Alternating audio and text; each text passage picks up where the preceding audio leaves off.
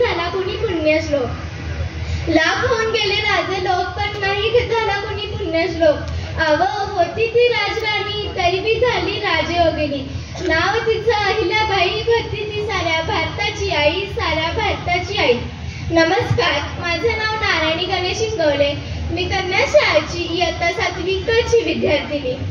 आज या पार्श्वभूमीवर एक घटना खूप विचार करण्यासारखी आहे, ती म्हणजे हिट अँड रनचा विळखा. आज मी तुम्हाला राजमाता अहिल्याबाई होळकर यांच्या जीवनातील एक प्रसंग सांगणार आहे. अहिल्याबाई होळकर यांचा मुलगा मालोजी राजे एकदा रथामधून प्रवास करत असतात. रथाचा वेग खूप जोरात असतो व त्या रस्त्याने एक वासरू बागडत असते. ते वासरू बागडता बागडता रथासमोर येते. रथाची जोरात धडक त्या वासराला बसते. ते वासरू तिथेच मृत्युमुखी पडते. मालोजी राजे तसेच पुढे निघून जातात. त्या वासराजवळच त्याची आई उभी असते. आपले वासरू गेल्याचे दुःख तिला असते. थोड्या वेळानेच त्या रस्त्यावर राजमाता अहिल्यादेवी होळकर यांचा रथ येतो. अहिल्यादेवी होळकर रथातून खाली उतरतात. त्यांना हे दृश्य दिसतं. हे बघून त्यांना खूप वाईट वाटतं. इकडे तिकडे चौकशी केल्यानंतर त्यांना असे कळतं की हे कृत्य आपल्या मुलांनीच केले आहे. त्या अतिशय संतापतात. चिडून आपल्या घरी जातात. आपल्या सुनेला विचारतात, जर एखाद्या आईसमोर तिच्या बाळाला रथाखाली चिरडले गेले तर काय न्याय द्यायला हवा? सुनबाई म्हणती, हो नक्कीच. ज्याप्रमाणे त्या बाळाला रथाखाली चिरडले त्याचप्रमाणे त्या व्यक्तीला सुद्धा चिरडायला पाहिजे. झालं. अहिल्याबाई दरबारात आपल्या मुलाला बोलवतात व त्याला मृत्यूदंडाची शिक्षा देतात. मालोजी राजांचे हात पाय बांधून त्यांना रस्त्यावर टाकण्यात येते व त्यांच्या अंगावर रथ घालण्यात येतो. पण असे होते, जो मालोजी राजांच्या अंगावर रथ घालायचा असतो त्याचे सारथ्य कोणच करत नव्हते. शेवटी अहिल्याबाई होळकर स्वतः हातात लगाम घेतात व रथाचे सारथ्य करू लागतात. पण त्यावेळेस एक अद्भुत घटना घडते. त्या वासराची आई म्हणजेच ती गाय त्या रथासमोर सारखी येत असते. तिला कितीही हाकलून दिलं तरी ती पुन्हा त्या रथासमोर येत असते. जणू काही ती सांगू इच्छित आहे की एका आईकडून आपल्या बाळाचे अपत्याचे भीर खूप वाईट आहे. एका आईच्या हातून आपल्या बाळाचा मृत्यू होऊ नये. अहिल्याबाई होळकर शेवटी मालोजी राजांना माफ करतात व त्यांना सांगतात त्या गायीची संपूर्ण जबाबदारी घ्यायची. अशा होत्या राजमाता अहिल्याबाई होळकर, न्यायप्रिय, शिस्तप्रिय. या गोष्टीतून आपल्याला हे तात्पर्य भेटते आहे की आपण वाहने चालवताना सावकाश चालवावे. आपल्या वाहनांच्या वेगामुळे अनेकांचे कुटुंब उद्ध्वस्त होत आहे. धन्यवाद. देवी साळुंखे हायस्कूलची मी विद्यार्थिनी कुमारी सोनम तानाजी लवटे. माझ्या कथेचे नाव आहे भाकरी. एका गावात एक माणूस खूप गरीब होता. त्याला 2 वेळेचे अन्न देखील नीट मिळत नव्हते. तो एका ठिकाणी बसलेला होता. तेव्हा त्याच्या समोरून एक साधू महाराज जात होते. तो त्यांना बघून म्हणतो, महाराज, तुम्ही खूप महान साधू दिसत आहात. मला सांगा, माझ्या नशिबात नक्की काय लिहिलंय? मला 2 वेळेची भाकरी सुद्धा नीट मिळत नाही आणि आयुष्यात तर फक्त दुःखच दुःख आहे. तेव्हा महाराज म्हणतात, ठीक आहे. ते थोड्या वेळ डोळे बंद करून साधना करतात. काही वेळानंतर डोळे उघडल्यावर ते साधू महाराज त्या माणसाला सांगतात की हे बघ, तुझ्या आयुष्यात फक्त 20 भाकरी लिहिल्या आहेत. या व्यतिरिक्त काही सुद्धा मिळणार नाही तुला. फक्त 20 भाकरी मिळतील. त्यानंतर तू राहशील का नाही हे मला माहीत नाही. तेव्हा तो माणूस म्हणतो, महाराज, तुम्ही एवढे ज्ञानी आहात, विद्वान आहात, तुम्ही एवढे भविष्य बघता, किंवा असं काही करा की ते 20च्या 20 भाकरी मला आत्ताच मिळायला हव्यात. कारण 1 सोबत 2 सुद्धा भाकरी मी कधी बघितल्या नाहीत. तेव्हा ते साधू महाराज म्हणतात, अरे, तुला 20 भाकरी मिळून जातील, पण त्यानंतर तुझ्या आयुष्यात काही सुद्धा नाही. नंतर तू राहशील का नाही हे मला माहीत नाही. तेव्हा तो माणूस म्हणतो, महाराज, ठीक आहे, नंतर काही नाही मिळालं तरी चालेल, पण आता 20 भाकरी मिळाल्या ना बरं होईल. तेव्हा ते साधू महाराज म्हणतात, ठीक आहे. ते कसं तर आपल्या शिष्यांची मदत घेऊन त्या माणसासाठी 20 भाकरीची व्यवस्था करतात आणि त्याला सांगतात की हे बघ, या तुझ्या वाटणीच्या शेवटच्या 20 भाकरी आहेत असं म्हणून ते तिथून निघून जातात. तो माणूस खूप खुश असतो ज्याला कधी एकासोबत 2 भाकरी बघायला मिळाल्या नाहीत. 20 भाकरी मिळाल्या असतात. मग तो माणूस भाकरी खायला सुरुवात करतो. तो अर्धी भाकर खातो, नंतर अर्धी भाकर खातो, नंतर एक भाकर खातो. 2 भाकरी खाल्ल्यानंतर त्याचं पोट भरतं. मग पोट भरल्यानंतर तो विचार करू लागतो की या उरलेल्या 18 भाकरीचं मी काय करू. तो बघतो त्याच्या समोरून त्याच्याच सारखा एक माणूस खायला काही मिळतं का हे शोधत असतो. तो त्या माणसाला म्हणतो की हे बघ, आज माझ्याकडे 18 भाकरी आहेत, त्यातल्या 2 भाकरी तू दे. असं म्हणून तो त्या माणसाला भाकरी देतो. तेव्हा तो माणूस पळत पळत जातो आणि त्याच्या आसपासतील सर्व गरीब लोकांना सांगतो, अरे त्या एका माणसाकडे आज भाकरी आहेत. तेव्हा ती सगळी गरीब माणसं त्या गरीब माणसाकडे जातात. त्या उरलेल्या सगळ्या भाकरी त्या गरीब लोकांमध्ये वाटतात. काही वर्ष उलटल्यानंतर ते जे साधू महाराज होते ना, ते त्याच रस्त्याने जात होते. तेव्हा ते विचार करू लागतात की काही वर्षांपूर्वी मी एका माणसाला 20 भाकरी दिल्या होत्या. त्या त्याच्या आयुष्यातल्या शेवटच्या 20 भाकरी होत्या. आता बघू तरी काय हाल आहेत त्याचे. ते साधू महाराज त्या जागेजवळ येतात. तेव्हा ते बघत राहतात. तो माणूस एक मोठा धनवान झालेला असतो. त्याने तिथे एक मोठा मांडव घातलेला असतो आणि त्या मांडवामध्ये हजारो लोक जेवण करत असतात आणि जेवणामध्ये पण स्वादिष्ट पक्वान असतात. महाराज हैराण होतात. ते त्या माणसाजवळ जातात आणि त्याला विचारू लागतात, कसं झालं हे सगळं. तुझ्या हातांच्या रेषेवर, तुझ्या मस्तकावर फक्त 20 भाकरी लिहिल्या होत्या, पण आता तर तू खूप मोठा धनवान झालास. तुझ्यामुळे हजारो लोक जेवण करतात. कसं झालं हे सगळं. तेव्हा तो माणूस म्हणतो, महाराज, जेव्हा तुम्ही मला 20 भाकरी देऊन गेल्यात ना, त्यानंतर त्यातल्या फक्त मी 2च भाकरी खाल्ल्या आणि गरीब लोकांना दिल्या. नंतर अनेक लोक माझ्याकडे जेवण घेऊन यायला लागले. जसं तुम्ही मला 20 भाकरी दिल्या ना, तसंच ते लोक मला जेवण देऊ लागले. पण मी त्यातलं थोडंसंच खायचो आणि गरीब लोकांना द्यायचो. एक दिवशी एवढं जेवण आलं, मी खाऊन सुद्धा 100 लोकांना वाटायला लागलं. हे माझे काम बघून काही मोठ्या लोकांनी मला घर विकत घेऊन दिले. त्यांनीच मला व्यवसायही चालू करून दिला आणि तो व्यवसाय माझी बायको बघते आणि मी दिवसभर जेवण वाटायचं काम करतो. आज हजारो लोक जेवण करतात. मला माहित नाही सगळं येतं कुठून, पण मी जेवढं वाटत असतो त्याच्या कित्येक पटीने येत असतं. मैत्रिणींनो, निसर्गाचा सर्वात मोठा नियम आहे हा. तुम्ही जेवढं दान कराल त्याच्या कित्येक पटीने निसर्ग तुम्हाला देणार. बऱ्याच जणांचा असा गैरसमज असतो की दान करणं म्हणजे फक्त पैसे दान करणे, पण तसं काहीच नसतं. तुमच्याकडे देण्यासाठी बऱ्याच गोष्टी असतात. तुमच्याकडे असलेलं कौशल्य एखाद्याला शिकवू शकता, एखाद्याला चांगलं मार्गदर्शन करू शकता, एखाद्याला आधारासाठी तुमचा खांदा देऊ शकता, एखाद्याला संकट काळात धीराचे 2 शब्दही देऊ शकता आणि जर काही जमत नसेल ना, एक छानसं हास्यही देऊ शकता. एक लक्षात ठेवा, नेहमी आपण जेव्हा जमिनीमध्ये बी पेरतो तेव्हा त्या झाडाला यावंच लागतं. तसंच आपण जेव्हा देण्याचे कर्म हे सतत करत असेल तर तेव्हा त्या निसर्गाला द्यावंच लागते. हा जगाचा नियम आहे. पण आपली अपेक्षा अशी असते की आपण ज्याला मदत केली त्यानेच आपली मदत केली पाहिजे.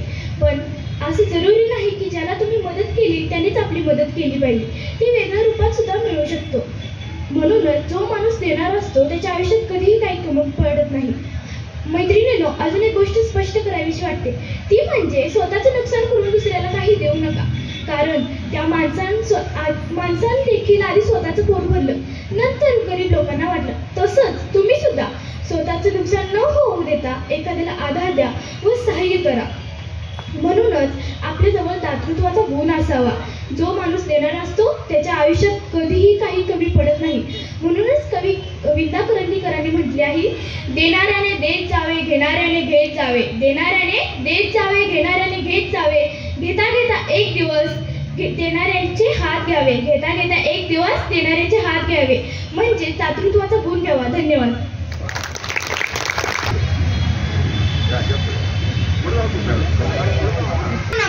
नमस्कार. माझे नाव तन्वी शरद बाबर, इयत्ता 10वी.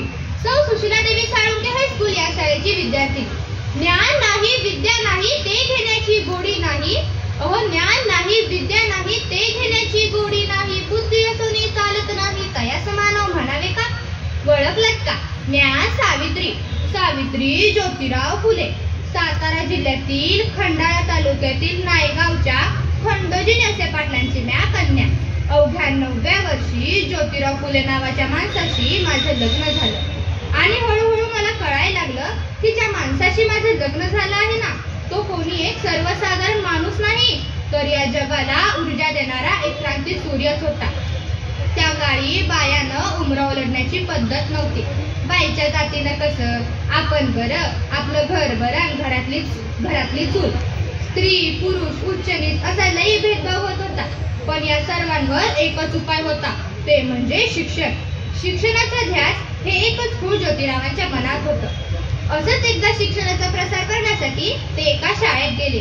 त्यावेळी फरार नावाच्या ब्रिटिश मॅडम त्यांना म्हणाल्या, मिस्टर फुले, तुम्हाला शिक्षणाचा प्रसारच करायचा आहे ना, so educated women first, because if a women educated the whole house educated. पण तुम्ही लोक वुमनला घराच्या बाहेरच पडू देत नाही. So bad mister Phule. झालं ते आले माझ्याकडे पाटी पेन्सिल घेऊन आणि मला म्हणाले, सावित्री, आजपासून मी तुला शिकवणार. सुरू झाला माझा अभ्यास. बेक के बे दुने 4, बे त्रिक 6, काना, मात्रा, आकार, उकार, वेलांटी, सारं काही मला येऊ लागलं. मी लिहायला शिकले, वाचायला शिकले आणि हळूहळू काव्य सुद्धा रचू लागले बरं का. होय, अशातच शनिवारी दिनांक 1 जानेवारी 1848 आम्ही पुण्यातील भिडेवाड्यात सर्व धर्मीय मुलींसाठी पहिली शाळा सुरू केली आणि म्या पहिली शिक्षिका आणि मुख्याध्यापिका सुद्धा. शेळपटासारखं जगला तर काम तमाम होईल. अहो, शेळपटासारखं जगला तर काम तमाम होईल, पण जर वाघासारखं जगला तर नाम होईल. आणि अचानक एक घटीगड माझ्यासमोरून म्हणतो कसा, अगं ये टावळे, कुठं निघालीस? आधी आमच्या पोरीबाईला शिकवणं बंद कर बघू. तुला तुझी अब्रू प्यारी आहे का ते शिक्षण? कदाचित त्याला माहित नसावं की आम्ही सुद्धा ज्योतिराव पैलवानांच्या पत्नी होते. अशी घेतली आणि संतीने त्याच्या कानाखाली वाजवले आणि सुनावलं, आत्ता आलाय, थोबाड फोडलंय, पण जर पुन्हा आलास ना तर तुझ्या या रक्तानं धरती रंगवून टाकेल. अहो, एखाद्या स्त्रीचा नवरा मेला म्हणून तिला सती जायचं, यासाठीच आम्ही विरोध केला. इंग्रज सरकारांकडे मागणी सुद्धा केली. इंग्रज सरकारनं सती प्रथा बंद केली, कारण आनंद होता तो आयाबाया शिकण्याचा. म्हणूनच म्हणे, विद्ये विना मती गेली, मती विना नीती गेली. अहो, विद्ये विना मती गेली, मती विना नीती गेली, नीती विना गती गेली, गती विना वित्त गेले, वित्ता विना शूद्र खचले. एवढे सगळे अनर्थ एका वित्तेने केले, एवढे सगळे अनर्थ एका वित्तेने केले. धन्यवाद.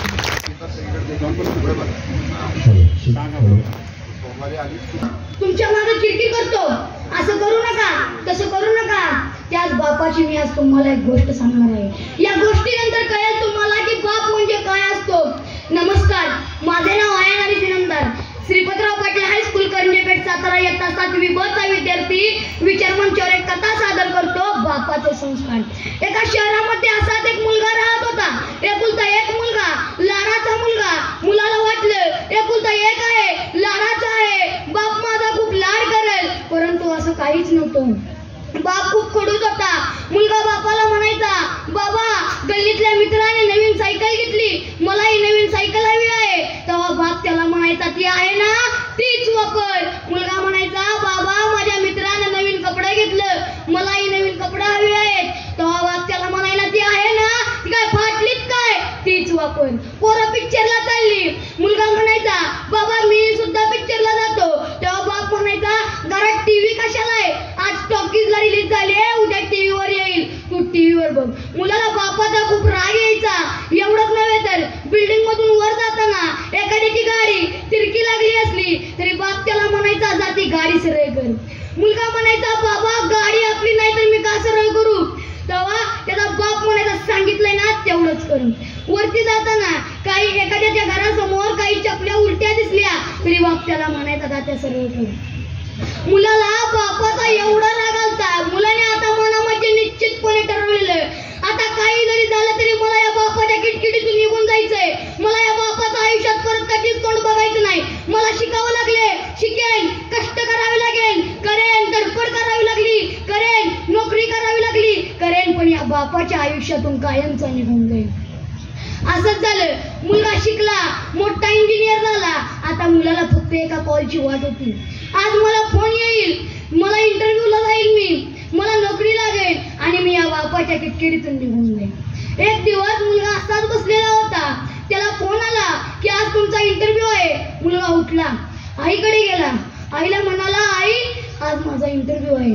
आई म्हटली, जा देवाच्या पाया पड. मुलगा देवघरात गेला, देवाचं स्मरण केलं. देवाला म्हणाला, देवा तुला 1 किलो पेढे देतो, मला या इंटरव्ह्यू मध्ये पास कर. कारण की मला या बापाच्या किटकिटीतून कायमचं निघून जायचंय.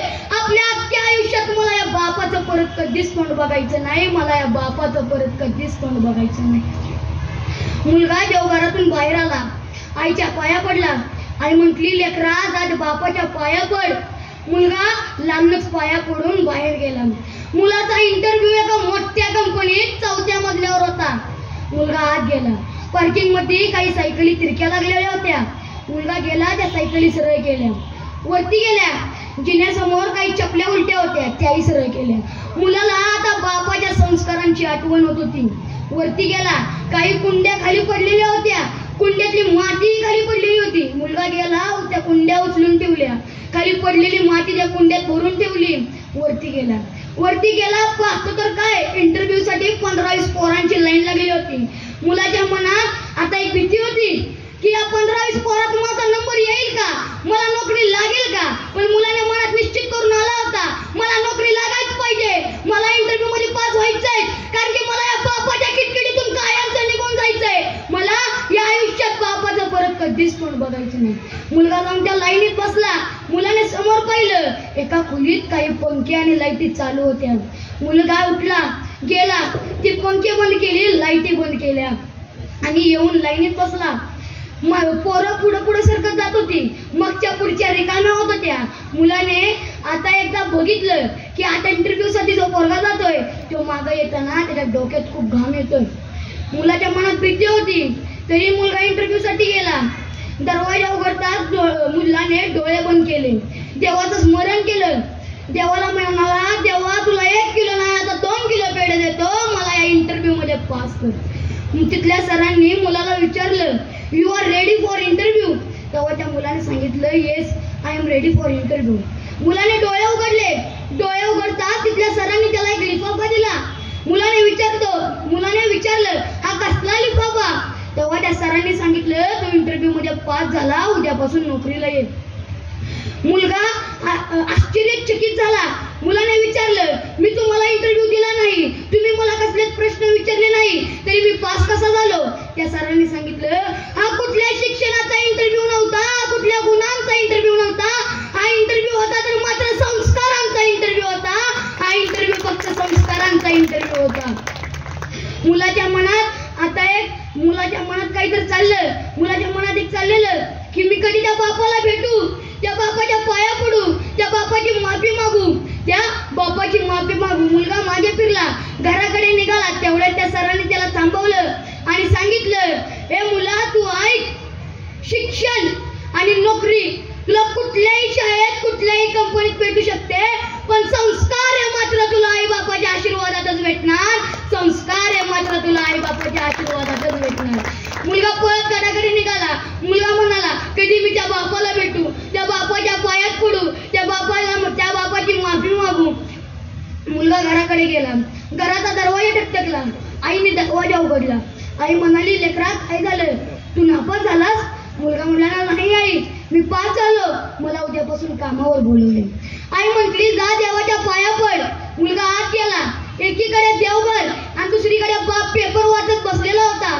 मुलगा पळत गेला, बापाच्या पायात पडला आणि काही क्षणातच बापाच्या पायावर 2 अश्रूंचे थेंब पडले. बापाला अश्रूचे थेंब जाणवताच बापानं खाली बघितलं. आपलं पोरगं पायात पडले, रडतंय. आपलं पोरगं हरले की काय, आपलं पोरगं कचले की काय, आपलं पोरगं नापास झालं की काय. बापानं घाबरल्या मनाने त्या पोराला उचललं. त्याला विचारलं, पोरा काय झालं, तू नापास झाला, टेन्शन घेऊ नको. एकदा नाही दुसऱ्यांदा प्रयत्न कर, दुसऱ्यांदा नाही तर 10 वेळा प्रयत्न कर. जरी तू त्यात नापास झाला तरी तू टेन्शन घेऊ नको, कारण की तुझा बाप अजून जिवंत आहे, तुझा बाप अजून जिवंत आहे. मुलगा म्हटला, नाही बाबा, मी पास झालो. बाबा मला तुमचा खूप राग यायचा, तुम्ही मला मारत होता, रागवत होता, पण बाबा मला आज कळलं की तुम्ही मला घडवत होता. बाबा मला आज कळलं की तुम्ही मित्रांनो, हा जो सूर्य आहे ना, तुमच्या आयुष्यातून एक वेळ मावळून दुसऱ्या दिवशी परत उगेल, पण बाप नावाचा जो सूर्य आहे ना, जर तो तुमच्या आयुष्यातून एकदा मावळला तर तो परत कधीच उगणार नाही, तो परत कधीच उगणार नाही. मित्रांनो, पण एक मात्र लक्षात ठेवा की बाप नावाचा सूर्य जरी उगवला नाही तरी पण बापाचे संस्कार हे मात्र राहतात, बापाचे संस्कार हे मात्र राहतात. एक वेळी बायबल कुराण, पोथी कुराण तुम्हाला कळेल, पण बाप नावाचा जो ग्रंथ आहे ना, तो कधीच कुणाला कळणार नाही, तो कधीच कुणाला कळणार नाही. मित्रांनो, माझ्या गोष्टीचे तात्पर्य एवढेच आहे की तुमच्या आई वडिलांनी, तुमच्या गुरूंनी म्हणजे तुमच्या शिक्षकांनी एखाद्या गोष्टीसाठी तुम्हाला मारलं, रागवलं तर तुम्ही त्या गोष्टीचे वाईट मानून घेऊ नका, कारण की हे सर्व शिक्षक, आई वडील तुमच्या चांगल्यासाठीच बोलतात. एवढे बोलून मी माझी गोष्ट सांगतो. जय हिंद, जय महाराष्ट्र.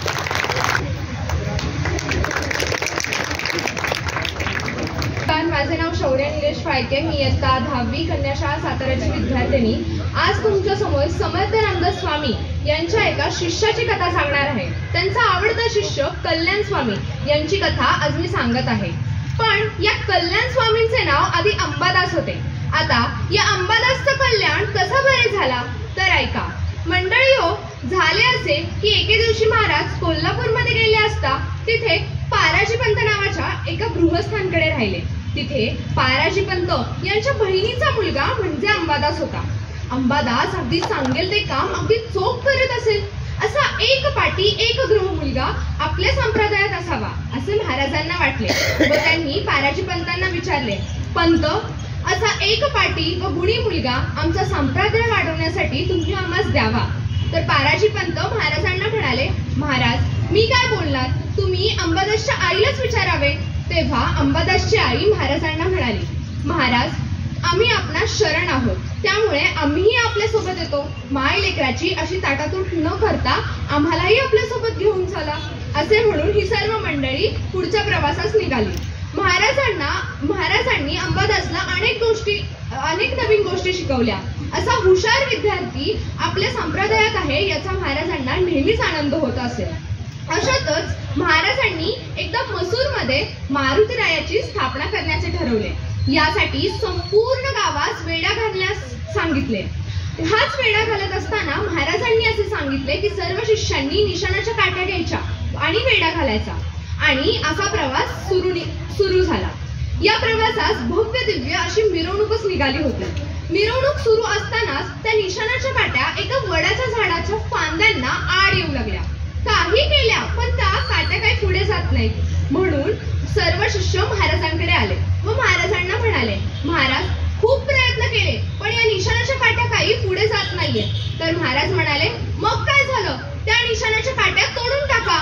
असे म्हणून सर्व शिष्य फटाफट झाडावर चढले व निशाणाच्या काट्या तोडणार व निशाणाच्या काट्याच्या आड येऊ लागत होत्या त्या फांद्या तोडणारच. तेवढ्यात महाराज म्हणाले, अरे, झाडावर बसून काय फांदी तोडताय, फांदीच्या टोकावर बसून फांदी तोडा. हे ऐकताच सर्व शिष्य पटापट खाली उतरले. पण एकटा अंबादास मात्र त्या झाडाच्या फांदीवर होता. तर महाराज म्हणाले, का तुम्ही सर्व खाली उतरला आहात. तर शिष्य म्हणाले, अहो महाराज, तुम्ही अंबादासलाही खाली उतरण्यास सांगावे, कारण खाली खोल विहीर आहे, तो पडला तर तो बुडेल. तर महाराज म्हणतात, तर कसे, मग काय झालं, पडेल, बुडेल आणि मरेल, तोड रे तोड फांदी. सर्व शिष्य अंबादासला सांगतात, अंबादास, अरे खाली ये, असं नको करू. तर अंबादास म्हणतो, नाही, ही महाराजांची आज्ञा आहे आणि मी त्या आज्ञेचं पालन करणार, मी खाली उतरणार नाही. आणि अंबादास फांदी तोडतो आणि तो विहिरीत पडतो. कितीतरी वेळ जातो पण अंबादासचा काहीच आवाज येत नाही. हे सर्व बघून समाजातले लोक म्हणतात कसे महाराजांना, एक शिष्य जर जास्त झाला होता तर तसं सांगायचं ना, सरळ मारायचं कशाला. हे काही अंबादासच्या आईला ऐकवेना. अंबादासची आई व काही शिष्य महाराजांकडे येतात व महाराजांना म्हणतात, महाराज, उठा, बघा तरी तो जिवंत आहे की नाही. तर महाराज उठले आणि विहिरीच्या कतड्यावर दोन्ही हात ठेवून त्यांनी खाली आवाज दिला, अंबादास. खालून आवाज आला, ओ. महाराज म्हणाले, जिथे कुठे आहेस तिथे कल्याण रूप आहेस ना. तर खालून परत आवाज आला, हो महाराज, मी जिथे कुठे आहे तिथे अगदी कल्याण रूप आहे. हे ऐकताच सर्व गावातले नागरिक हे आश्चर्यचकित झाले व अंबादास वरती आला. अंबादास वरती येताच महाराज त्याच्यापाशी गेले व म्हणाले, आजपासून तू अंबादास नाही तर कल्याण स्वामी झालास. आणि या आनंदात महाराजांनी सर्व गावात साखर वाटली. विशेष म्हणजे या आपल्या आवडत्या शिष्याच्या नावावरून महाराजांनी साताऱ्यातील नांदिरी किल्ल्यास कल्याणगड हे नाव दिले होते. आणि याच आवडत्या शिष्याच्या हातातून त्यांनी शिवथरगड येथील दासबोध हा प्रसिद्ध ग्रंथ त्यांनी लिहिला होता. या कल्याण स्वामींचे नाव महाराजांनी इतिहासात फार अजरामर केले. धन्यवाद.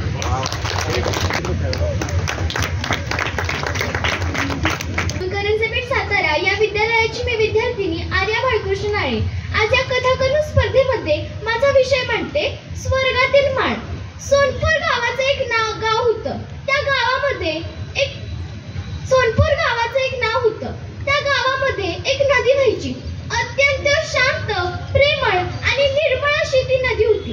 त्या नदीप्रमाणेच त्या गावातली माणसं देखील अत्यंत शांत, प्रेमळ आणि निस्वार्थी प्रेम करणारी होती. ते गाव इतकं प्रसन्न होतं की देव सुद्धा त्या गावाला प्रसन्न झालेला होता.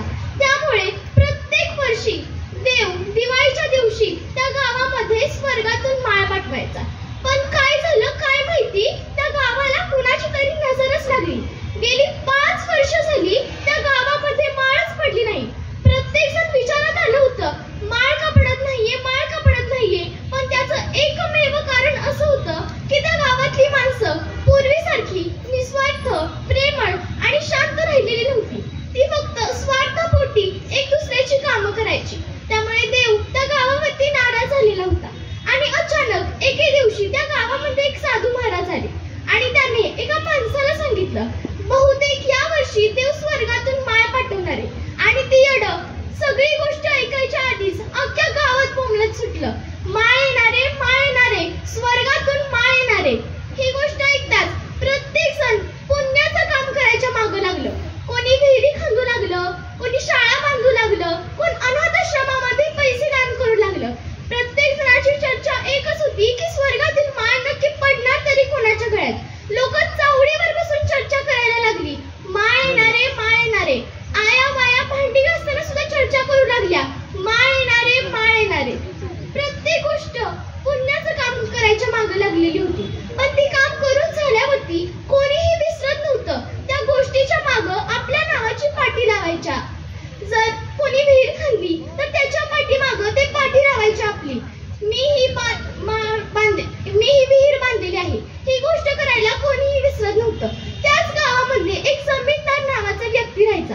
त्याला मुलगा नव्हता पण 3 मुली होत्या. अत्यंत सुंदर त्या मुली होत्या. त्यांची नावं देखील सुंदरच होती, हिरी, मानकी आणि रुपी. त्यांचा सांभाळ करण्यासाठी त्यांच्या घरामध्ये सखू नावाची मुलगी राहायची.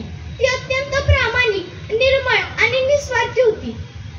ती त्यांचा सांभाळ करायची. तिला वडील नव्हते पण तिची आई घरातील सगळ्यांची कामं करून तिचा सांभाळ करायची. आता का झालं काय तर तिघींच्या पण कानावरची बातमी पडली की स्वर्गातून माळ येणारे. आणि माळ फक्त मोठ्या माणसांच्या गळ्यात नाही तर ती माळ कोणाच्याही गळ्यात पडायची, मग लहान असू दे किंवा थोर असू दे. त्या तिघींनीही विचार केला, जर ही माळ आपल्या गळ्यात पडली तर. त्यांनी विचार केला की आपण सुद्धा काही पुण्याची कामं करू. म्हणून त्यांनी ठरवले की आपण पुण्याची कामं करायची. त्या तिघींनीही आपल्या आवडत्या वस्तू दान करायच्या ठरवल्या. आणि त्या तिघी सखूला म्हणत आल्या, काय ग सखू, तूही काहीतरी पुण्याचं काम कर. काय माहिती ही माळ तुझ्याच गळ्यात पडली तर. सखू म्हणाली, माझ्या गळ्यात माळ पडावी ही माझी अपेक्षा नाहीये. जर तुमच्या तिघींपैकी किंवा आपल्या घरातल्यांपैकी कोणाच्या गळ्यात माळ पडली तर मला आनंदच आहे. बघता बघता दिवाळीचे दिवस जवळच होते आणि ती माळ दिवाळीच्या दिवशी माणसाच्या गळ्यात पडायची. सगळेजण दिवाळीच्या दिवशी देवळात गेले होते आणि त्या दिवशी काय झालं काय माहिती, अत्यंत वादळ सुटलं होतं. जोरजोरात पाऊस पडत होता. दिवाळीचा दिवस होता पण कोणाच्याही घराबाहेर पंती लागलेली नव्हती. प्रत्येक जण विचार करत होतं, देव इतका का नाराज आहे आपल्यावर. साधी दिवाळीच्या दिवशी घरामध्ये अंगणात पंती सुद्धा चालत नाहीये, असं काय झाले. सगळी लोक देवळात गेली होती. हिरी, मानकी आणि रुपी ह्या तिघीच घरात होत्या आणि त्यांचा सांभाळ करण्यासाठी सखू त्यांच्या बरोबर होती. ती त्यांचा सांभाळ करत होती. तेवढ्यात हिरी म्हणाली, मला तर खूप भूक लागलेली आहे बाई. सखू म्हणाली, थांब मी तुझ्यासाठी काहीतरी खायला आणते. तिने त्यांना फराळाचं ताट वाढून दिलं. तेवढ्यात घरावर तर कोणीतरी दरवाजा ठोकला. ती बघते तर काय, एक छोटा मुलगा अत्यंत गरीब, भिजलेला आणि अत्यंत बिकट अवस्थेत होता. तिने दरवाजा उघडल्यावरती त्या मुलाला आत बोलवलं. तर बघताय तर काय, तो मुलगा खूप भिजलेला होता. तिने त्याला आत घेणार तेवढ्यातच हिरी, मानकी आणि रुबी म्हणाल्या, काय हे कुठलं कार्ट आपल्या घरात शिरते, काही गरज नाहीये त्याला आत आणायची, जा त्याला हकल. पण सखूचं मन मानायलाच तयार नव्हतं की त्या मुलाला अशा अवस्थेत बाहेर पाठवावं. ती त्याच्यासोबत बाहेर गेली आणि त्या मुलाला ती आपल्या झोपडीत घेऊन गेली आणि त्याला न्हाऊ घातलं, त्याला खाऊ घातलं आणि तिथे झोपवलं. आणि जमीनदाराच्या घरात येणार तेवढ्यातच काय झालं काय माहिती, अचानक स्वर्गातील माळ तिशाच गळ्यात पडली. सगळेजण आश्चर्यचकित झाले की माळ हिच्या गळ्यात कशी पडली, माळ हिच्या गळ्यात कशी पडली. तर अचानक एक मुलगा तो तिथे आला आणि म्हणाला, मी प्रत्येकाच्या घराच्या बाहेर दरवाजा ठोकला होता, पण कुणीही दरवाजा उघडला नाही आणि मला आतही घेतलं नाही. पण ह्या सखूनं मला आत घेतलं, मला ती न्हाऊ घातलं, मला खाऊ घातलं, त्यामुळे ही माळ मी सखूच्या गळ्यात पाडली. आणि खरं तर पुण्याचं काम करणं म्हणजे नुसती देणगी देणं नव्हे, तर देणगी म्हणजे निरपेक्ष कुणावर तरी प्रेम करणं म्हणजे ती एक मोठी देणगी आहे आणि पुण्याचं काम आहे. सगळेजण सखूचं कौतुक करायला लागले आणि म्हणाले, देव न्यायी नाही, अन्यायी नाही, देव न्यायी आहे, देव अन्यायी नाही, देव न्यायी आहे. धन्यवाद. सोमनाथ खामकर, श्रीपतराव हायस्कूल, करंजपेठ, सातारा या शाळेची विद्यार्थिनी.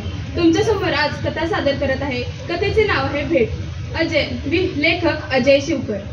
एका खूप मोठ्या उद्योगपतीचा मुलगा कॉलेजच्या शेवटच्या वर्षाची परीक्षा देत होता. त्याने त्याच्या वडिलांनी त्याला विचारलं, परीक्षा तुझी कशी चालू आहे, अभ्यास कसा चालू आहे. तेव्हा तो म्हणाला, बाबा मी यंदा कॉलेजमध्ये पहिला येईन. जर मी पहिला आलो तर तुम्ही मला ती आवडलेली महागडी शोरूम मधील कार घेऊन देणार का. बाबा म्हणाले, हो का नाही देणार, खुशीतच म्हणाले ते. आणि ते त्यांना शक्य होते, त्यांच्याकडे तेवढा पैसाही होता, ते तेवढं करूही शकत होते. तो अगदीच दुप्पट पतीने अभ्यास करू लागला. अगदीच दररोज सकाळी लवकर उठून अभ्यास करू लागला. तो रोज येता जाता शोरूम मधल्या त्या गाडीकडे पाहायचा आणि स्वप्नात रमायचा. मी आता ती गाडी चालवतोय आणि त्या स्वप्नात रमून तो खुश व्हायचा आणि आणखीनच जोराने अभ्यास करू लागायचा. शेवटी परीक्षेचा निकाल लागला. तो संपूर्ण कॉलेजात पहिला आला होता. त्याने लगेच बाबांना कॉल केला, बाबा मी पहिला आलोय, मला माझी कार तुम्ही तयार ठेवा, मी लगेच घरी येतोय. तो आता खुशीत होता, मला गाडी भेटणार, आता माझी स्वतःची गाडी होणार, या आनंदाने तो घरी आला. इकडे तिकडे पाहू लागला, पण त्याला त्याची कार कुठे दिसलीच नाही. अंगणात पाहिले, अंगणात पण त्याची गाडी नाही. तो शेवटी खिन्न मनाने वडिलांच्या रूम मध्ये गेला. वडिलांनी त्याला पाहताच घट्ट मिठी मारली आणि सोनेरी कागदात गुंडाळलेलं गिफ्ट त्याच्या हातात दिलं. तो खूप दुःखी झाला. मला बाबांनी कार दिली नाही म्हणून तो उदास चेहऱ्यानं ते गिफ्ट घेतलं आणि त्याच्या खोलीत गेला. सोनेरी कागदात गुंडाळलेलं ते गिफ्ट उघडलं तर त्यात काय सापडलं. त्यात सापडलं रामायणाचं पुस्तक. त्याला खूप राग आला. मी बाबांना गाडी मागितली होती, बाबांनी मला गाडी न देता हे पुस्तक दिलेलं आहे. ह्याच्या मागे नक्कीच काहीतरी उद्देश असेल, पण मला हे पुस्तक नकोय. मी आता हे घर सोडून जात आहे. म्हणून त्याने त्याच्या वडिलांना रागाला आवरून एक चिठ्ठी लिहिली. मी आता हे घर सोडून जात आहे. मी आता परत तेव्हाच येईन जेव्हा मी खूप मोठा होईन. तो ते घर सोडून गेला. तो खूप हुशार असल्याने तो मोठा उद्योगपती झाला. तो श्रीमंतही झाला होता. लग्न करून सुखी संसार करू लागला होता. पण शेवटी ते वडीलच ना, वडिलांची आठवण तर येणारच ना. त्याला वडिलांची आठवण स्वस्त बसू देत नव्हती. त्याला खूप वडिलांची आठवण यायला लागली. त्याच्या वडिलांची आठवण येण्यामुळे त्याला त्या गिफ्टची पण आठवण यायला लागली. एक दिवस त्याला राहावे ना, त्याची चूक त्याला समजली. आईनंतर वडिलांना कोण होतं. मग बाबांनी माझी एक इच्छा पूर्ण का केली नाही. जरी एक इच्छा पूर्ण केली नाही तरी मी लगेच रागावून असा निर्णय नव्हता घेतला पाहिजे होता.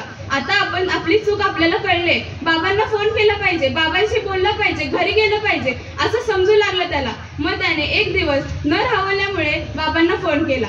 हॅलो बोललास तर तिकडून आला त्याच्या नोकराचा आवाज साहेब, हे तुमच्या वडिलांचा 10 दिवसापूर्वीच स्वर्गवास झाला. हे ऐकताच त्याच्या पायाखालची जमीन सरकली, डोक्यात मुंग्या आल्या. तो म्हणाला की नोकर म्हणाला, की 10 दिवसांपूर्वीच तुमच्या वडिलांचा मृत्यू झाला. ते जाता जाता रडत रडत म्हणाले, जेव्हा माझ्या मुलाचा तुम्हाला फोन येईल तेव्हा त्याला सांगा आपला उद्योग सांभाळ आणि व्यवस्थित राहा. हे ऐकून तो खूप दुःखी झाला. त्याच्या पायाखालची जमीन सरकली होती. तो दुःखी मनाने, दुःखी चेहऱ्याने घरी आला. घरातून तो त्याच्या वडिलांच्या खोलीत गेला. फोटो समोर रडत होता. तेच रामायणाचं पुस्तक होतं. त्याने रामायणाचं पुस्तक उघडलं, डोक्याला लावलं आणि त्यातून पहिलं पान उघडलं. त्याच्यावर लिहिलेलं, माझ्या प्रिय मुला तुला चांगले संस्कार व्हावे, तू कीर्तिवंत व्हावा, मोठा यशस्वी व्हावास म्हणून हे पुस्तक मी तुला देत आहे. तेवढ्यात ते वाचता त्यातून एक लिफाफा खाली पडला. लिफाफा उघडला. लिफाफ्यात काय होतं? लिफाफ्यात होतं तर चावी आणि गाडीचं भरलेलं बिल. हे पाहताच त्याला खूप दुःख झालं आणि तो धाई मोकलून रडायला लागला. एवढे बोलून माझे कथा संपलं.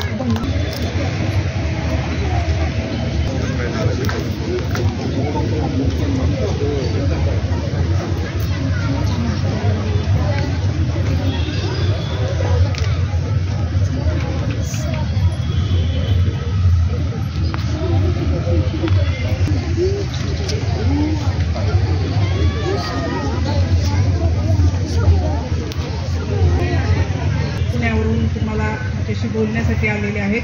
मी त्याला विनंती करते की त्यांनी या कार्यक्रमाच्या निमित्ताने आपलं मनोगत व्यक्त करायचं आहे. तत्पूर्वी त्यांचं स्वागत मी ग्रंथ महोत्सवाच्या वतीने निकम साहेबांना विनंती करते की त्यांनी कोरे सरांचं स्वागत करावं.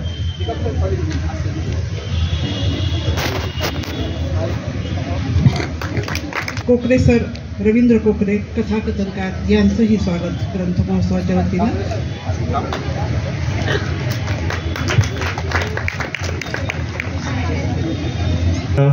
जिल्हा ग्रंथ महोत्सवामध्ये मला सहभागाची संधी दिली त्याबद्दल सर्वप्रथम मी या महोत्सवाचे कार्यवाह आणि साताऱ्यातील सांस्कृतिक चळवळीचे अध्वर्यू श्री चिटणीस सर यांचे मनापासून आभार मानतो. विख्यात कथाकथनकार रवींद्र कोकरे या ठिकाणी आहेत.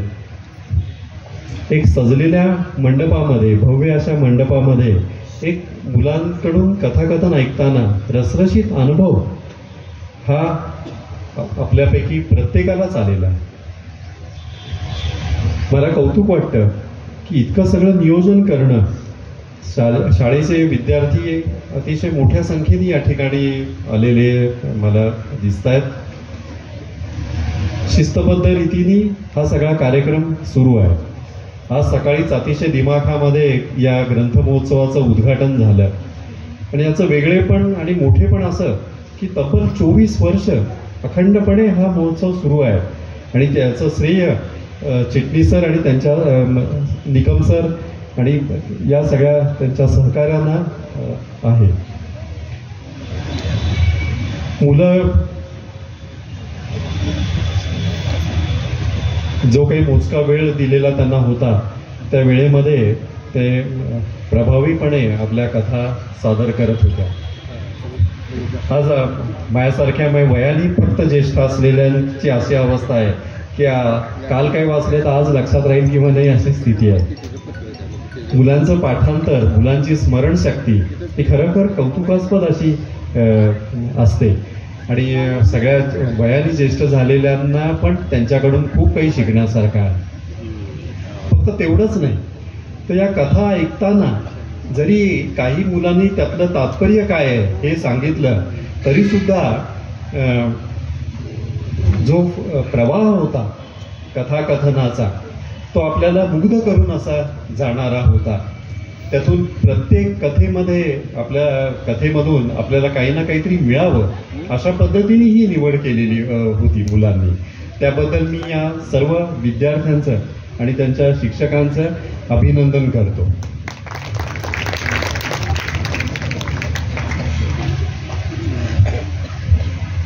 नारायणी इंगवले या विद्यार्थ्यांनी असं सांगितलं की राजलोक म्हणजे अनेक राजलोक होऊन गेले पण पुण्यश्लोक मात्र एकच झालं. त्या म्हणजे अहिल्यादेवी. म्हणजे हा अनुप्रस बघा कसा साधलाय आणि आपल्याला ते अगदी मनामध्ये रुजतं वाक्य की नाही खरोखर अनेक राजे झाले, पण पुण्यश्लोक की ज्या महिलेनी अतिशय सामर्थ्याने राज्याचा कारभार पाहिला आणि नुसता कारभार नाही जनतेचं हित साधलं, ते तो सुरुवातच त्यांनी नारायणीने तशी सुंदर केलेली होती. आणि राजयोगिनी हा अतिशय समर्पक शब्द तिने वापरला. या कथा ऐकताना सातारा जिल्ह्यामध्ये जे काही कर्तृत्ववान व्यक्ती होऊन गेल्या, जो काही पराक्रमाचा इतिहास या ठिकाणी उभा राहिला, त्याचं स्मरण करून देण्याचं काम या मुलांच्या कथाकथनातून झालेलं आहे. मला वाटतंय शौर्या फाळकेंनी कल्याण स्वामींची गोष्ट सांगितली. त्यानंतर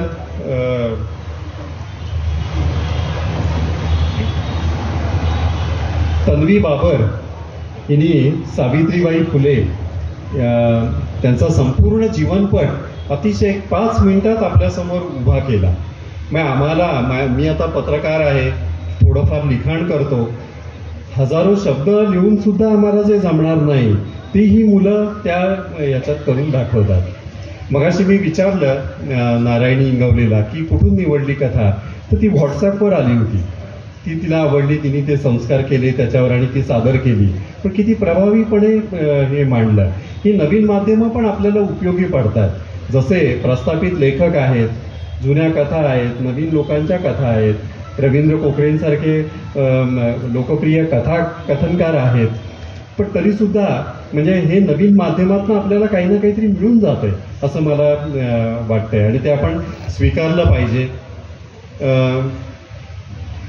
दातृत्वाच्या 2 कथा होत्या, म्हणजे एक सोनम लवटेनी सांगितली आणि आर्या नाळे हिनी त्याच पद्धतीची साधारणतः ती कथा होती. आणि जर आपण देत गेलो तर किती मिळतं बघा. परमेश्वराने आपल्याला ज्या काही अधिकच्या गोष्टी दिलेल्या आहेत त्या देण्यासाठी असतात. जर माझ्याकडे ज्ञान आहे, जर माझ्याकडे एखादं कौशल्य आहे, ते आपण दुसऱ्याला दिलं तरच त्याची वृद्धी होणार आहे, नाही तर त्याचा उपयोग शून्य आहे. आपण एकट्यापुरतं ते सीमित ठेवून म्हणजे अपराधच का खरं तर म्हटलं पाहिजे. आम्हाला सगळ्यांना माहिती आहे, तुम्ही आता मुलं मोठी आहेत, 7वीचे विद्यार्थी आहेत, 6वी 7वीचे विद्यार्थिनी आहेत. माणसाचा स्वभाव म्हणजे त्यामध्ये इतकं हव्यास आहे, ओरबाडून घेण्याची वृत्ती आहे. पण एक जर आपण बघितलं तर हजारो वर्ष ही पृथ्वी सुरू आहे. तीच पृथ्वी आहे की जी माणसांनी ओरबाडली आहे, त्यातलं धन ओरबाडलेलं आहे, निसर्ग संपदा ओरबाडलेली आहे. पण तरी सुद्धा परमेश्वरांनी ज्यांच्यामध्ये विवेकाचे बीज पेरलेली आहेत, अशा व्यक्तींच्यामुळे आपण आज मोकळ्यापणाने श्वास घेऊ शकतो. सोन्या चांदीच्या खाणी, विपुल खनिज संपत्ती ही आजही तशीच आहे. म्हणजे परमेश्वरांनी दिलेलं आहे, त्याचं दातृत्व किती म्हणून असावं हे सगळ्यांनी लक्षात घेण्यासारखी बाब आहे. गुरुप्रतीची श्रद्धा ही किती महत्त्वाची असते. नाही तर शिक्षकांनी एखादं सांगितली गोष्ट, सूचना केली तर ते हुडकवण्याकडेही अनेकांचा कल असतो विद्यार्थ्यांचा. पण गुरुची आज्ञा पाळणं ही मोठेपण मिळवण्याची पहिली पायरी असते. ती समर्थ रामदासांच्या बाबतीत कल्याण स्वामींनी दाखवून दिली.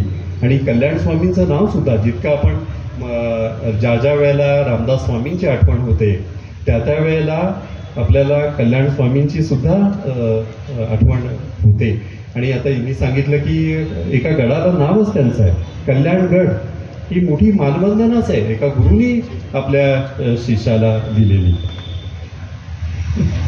अयान इनामदारची कथा अतिशय प्रभावी वाटली. फार सुंदर त्याचा दमदार आवाज आहे. सगळ्या खणखणीत आवाजामध्ये त्यांनी सगळ्या उपस्थितांना जिंकून घेतलंय. आणि कथेची निवड पण फार सुंदर आहे की संवेदनशील व्यक्तीला मनातून हलवणारी अशी ती कथा आहे की वडिलांचे संस्कार ते कसे आपल्याला उभे करतात कायमचे जीवनामध्ये. आईचे संस्कार असोत, वडिलांचे संस्कार असोत, किंवा घरातल्या एखाद्या बाकी ज्येष्ठांचे संस्कार असो. पायल खानकर, नारायणी इंगवले, सोनम लवटे, तन्वी बाबर, आयान इनामदार, शौर्या फाळके, आर्या नाळे या सर्वांचं मी मनापासून अभिनंदन करतो. आणि आपण इतर जे काही सहभागी आहेत विद्यार्थी त्यांची कथाकथन ऐकायला उत्सुक आहोत. त्यामुळे मी अधिक माझं भाषण लांबवत नाही. खरं तर चिटणीस सर म्हटले की तुम्ही अध्यक्ष म्हणून त्या ठिकाणी या, पण अध्यक्षाचं काम इतकं सुंदर सगळा सोहळा झाल्यानंतर अनेक जणांनी विचारपेरणी केल्यानंतर अध्यक्षीय समारोप झाला असा औपचारिकरित्या जाहीर करण्यात अलीकडे अध्यक्षाच्या हातात फार काही नसतं. पण त्यांचा स्वभाव अतिशय मनमिळाऊ आणि दिलदार आहे चिटणीस सरांचा.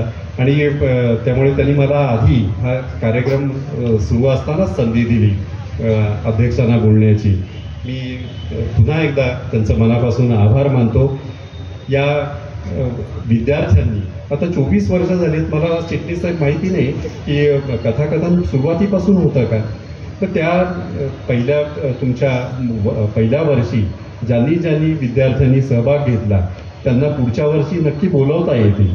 त्याच्यापैकी रौप्य महोत्सव साजरा होणार आहे पुढच्या वर्षी आणि तो अतिशय भव्य प्रमाणामध्ये होईल याच्याबद्दल माझ्या मनामध्ये कोणतीही शंका नाही. या विद्यार्थ्यांचं आणि त्यांच्यावर मेहनत घेणाऱ्या त्यांच्या पालकांचं आणि शिक्षकांचं मी पुन्हा एकदा अभिनंदन करतो. आणि मला या ठिकाणी बोलायची संधी दिली त्याबद्दल ग्रंथ महोत्सवाच्या संयोजन समितीचं मनापासून आभार मानतो. धन्यवाद. ग्रंथ महोत्सव समितीच्या वतीने आयोजित केलेल्या 24व्या ग्रंथ महोत्सवाच्या प्रथम सत्रामध्ये कथाकथनाने या संमेलनाला ग्रंथ महोत्सवाला सुरुवात होत आहे. पहिलं सत्र उद्घाटनाचं झालेलं आहे आणि दुपारच्या सत्रामध्ये मराठी भाषेमध्येच फक्त कथाकथन होतं. हा आपल्या मराठी भाषेचा सगळ्यात मोठा स्वाभिमान आणि अभिमान आहे. जगामध्ये जेवढ्या बोली भाषा आहेत आणि प्रमुख भाषा आहेत त्याच्यात 1 नंबरला जर मुलांना कुठली भाषा असेल तर माझी माय मराठी असेल.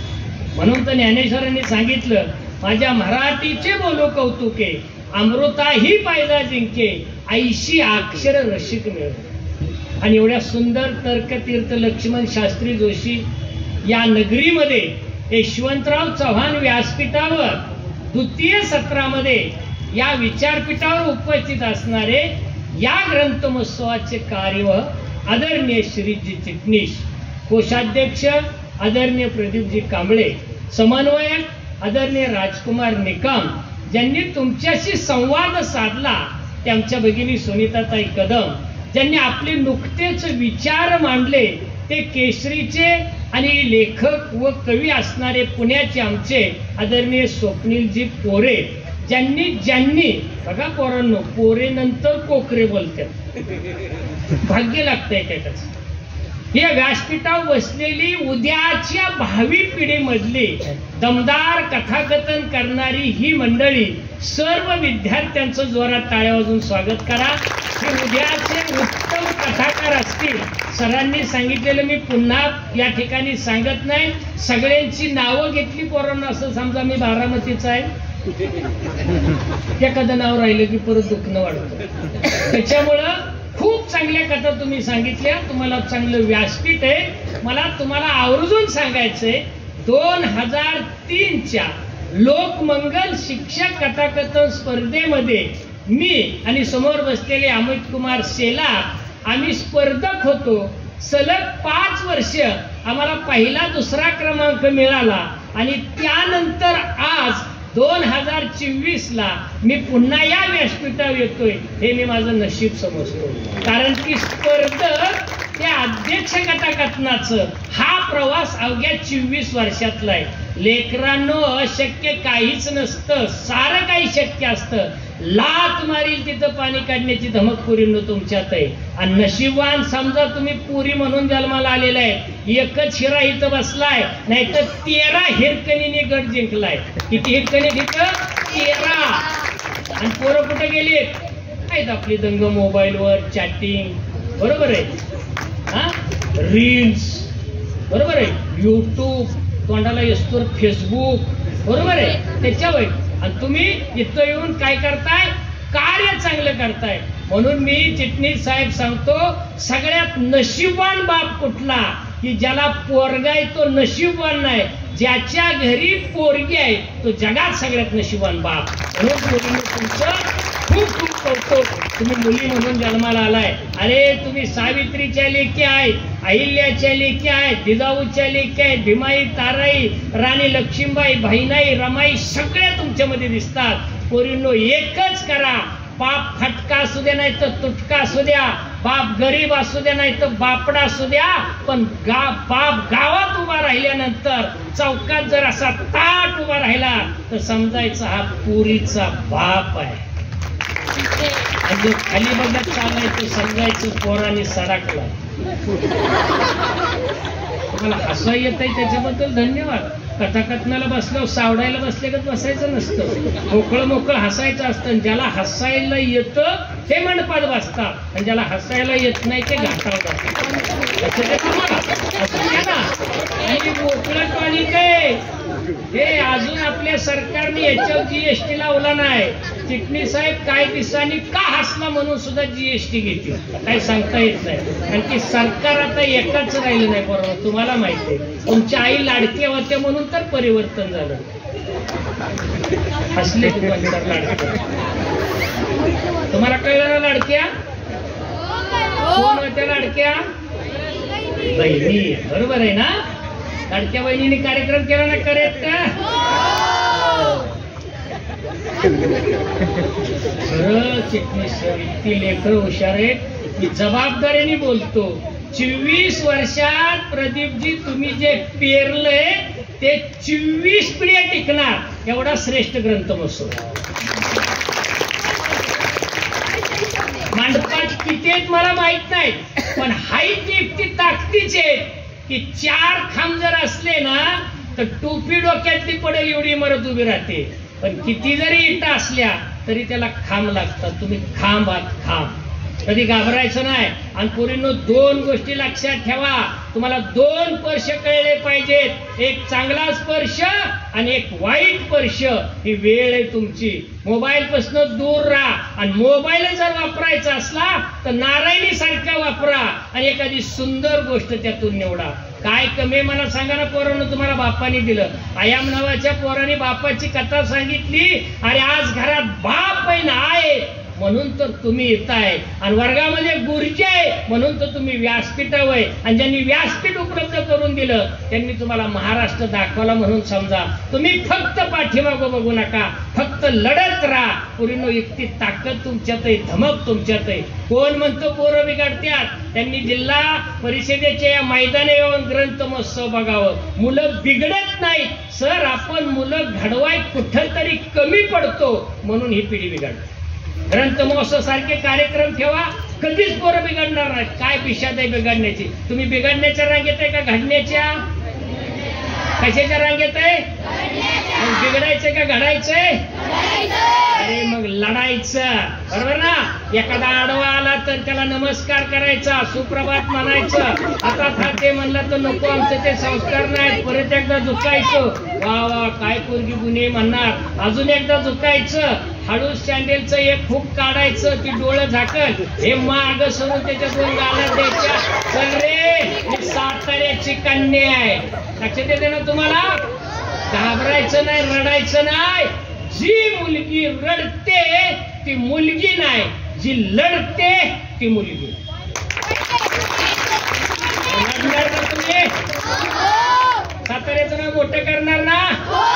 अरे साताऱ्याचा अजिंक्य तारा, साताऱ्याचा कंदी पेढा, साताऱ्याची फुगडी, आणि त्याच्यानंतर आमची ही सगळी कथाकथनामध्ये फुगडी खेळणाऱ्या पोरी मला दिसल्या पाहिजे. आणि चिटणीस साहेब तुम्हाला दिल्लीला तर नेतीलच, पण एखादी चुनचुनीत मुलगी जर बोलायला लागली ना तर परदेशी वारी सुद्धा तुम्हाला घडवून आणत्यात. फक्त तुम्ही पोरींनो चुनक दाखवा, आणि त्याची ही सुरुवात आहे. व्यासपीठ कधी समजू नका. 25 वर्षानंतर झाल्यानंतर तो अनुभव आलाय. सर कणाची फाडून लोक कथाकथन ऐकत होती. आणि लेकरांनो कथाकथन म्हणजे काय? किती मोबाईल येऊ द्या, किती हिडू येऊ द्या सर, किती झुकेगा साला पुष्प येऊ द्या, एकमेव टिकणार आपलं मराठीतलं कथाकथन. फक्त तुम्ही मागं बघायचं नाही. अरे ना कोणी बी येतंय लोकांना असं करतंय, एवढं आपण सामान्य झालोय का झालोय? कुठले तरी येते एखादी अडचण परशे येतील, याड लावतील, सायराट झालंय का सायराट? तुम्ही पोरांनो तुम्ही निश्चित सायराट व्हा, पण पुस्तक वाचण्यासाठी व्हा, गावाच्या विकासासाठी व्हा, प्रगतीसाठी व्हा. अरे 18 वर्षाचं लेकरू आंतरराष्ट्रीय बुद्धिबळामध्ये 1 नंबरला जातं. काय नाव त्याचं? बरोबर, काय नाव? गुगेश. किती वर्षाचं आहे? 18 वर्षाचं. आणि तुमचं वय त्याच्याच जवळ आलंय. काही अशक्य नाही. गुगेश नंतर जर कांबळे सर कुणाचा नंबर असेल तर या बसलेल्या 13 पुरींचा नंबर असेल. मग ते बुद्धिबळामध्ये असेल, हे वेगळ्या क्षेत्रात समजणाऱ्या पुरी आहेत. आणि करून एक लक्षात ठेवा, जिथं जाईल तिथं आपला ठसा उमटावा, जिथं जाईल तिथं आपला ठसा उमटावा. स्वतःला कधीच कमी समजायचं नाही. Not to be, that is a question. जगावं की मरावं प्रश्न पडला तर कुठल्या बाजून निर्णय द्यायचा? जगावं की मरावं म्हटलं कुठल्या बाजून कौल द्यायचा? जगायचं. एखादं मरत असलं तर त्याला मारायचं का जगवायचं? एखादं भुकेलं असलं तर त्याच्या नरड्यावर पाय द्यायचं का भाकरी द्यायची? पिऊन पडलं असं तर पाजायचं का उचलायचं?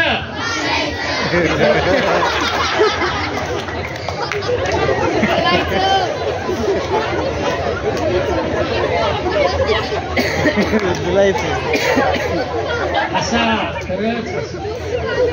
आणि चिटणीस साहेब सगळी सुख आज तुमच्या पायाशी. इथं शिक्षिका सुद्धा बसले. टपारेचे टपारे मोबाईल आले, रूनच्या रून स्क्रीन आल्या, गुबगुबीत सोफा सेट आले, चकचकीत करणाऱ्या फारशा आणल्या, भिताड पांढरी शुभ्र झाली. पण एकच तुमच्या माझ्या घरातनं निघून गेलं, ते म्हणजे हास्य. 12-13 वर्षाची पोरं सर अगदी महाराष्ट्राचा दुष्काळ पडल्यागत परवा 2 पोरं नवीतील रस्त्यावर चालली होती. आणि एक जण म्हणला कसं महाराष्ट्राचं होईल?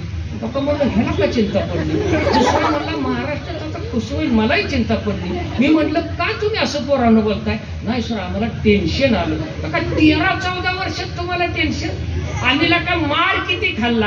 ह्या व्यासपीठावर बसलेल्यांनी मार खाल्ला. कारण की यांनी श्यामच्याई नावाचा चित्रपट बघितला आणि त्याच्यामध्ये एक गाणं होतं बघा, छडी लागे विद्ये. जिल्हा परिषदची शाळा लाल परी जर वाचली ना चिटणीस साहेब, तर महाराष्ट्र जगाच्या टोकावर निश्चित जाणार. म्हणजे माझं इंग्रजी बद्दल दुमत नाही, मला नीट घरी जायचं. पण मराठी सारखी ताकद दुसऱ्या भाषेत नाही पोरांनो. मराठीच्या मुळाक्षराची सुरुवात कुठनं होती? अपासनं. शेवट कुठं होतं? ने पासनं. इंग्रजी सुरुवात कुठनं होती? ए पासनं. शेवट कुठं होतो? झेड पासनं. ए म्हणजे ऍपल म्हणजे सफरचंदन, झेड म्हणजे झेब्रा. फळाकडून प्राण्याकडे नेती ती इंग्रजी, आणि अ म्हणजे अज्ञान, ने म्हणजे ज्ञान, अज्ञानाकडून ज्ञानाकडे नेती ती. ए टू झेड 26 अक्षर आणि अ ते ज्ञ स्वर व्यंजन मिळून किती?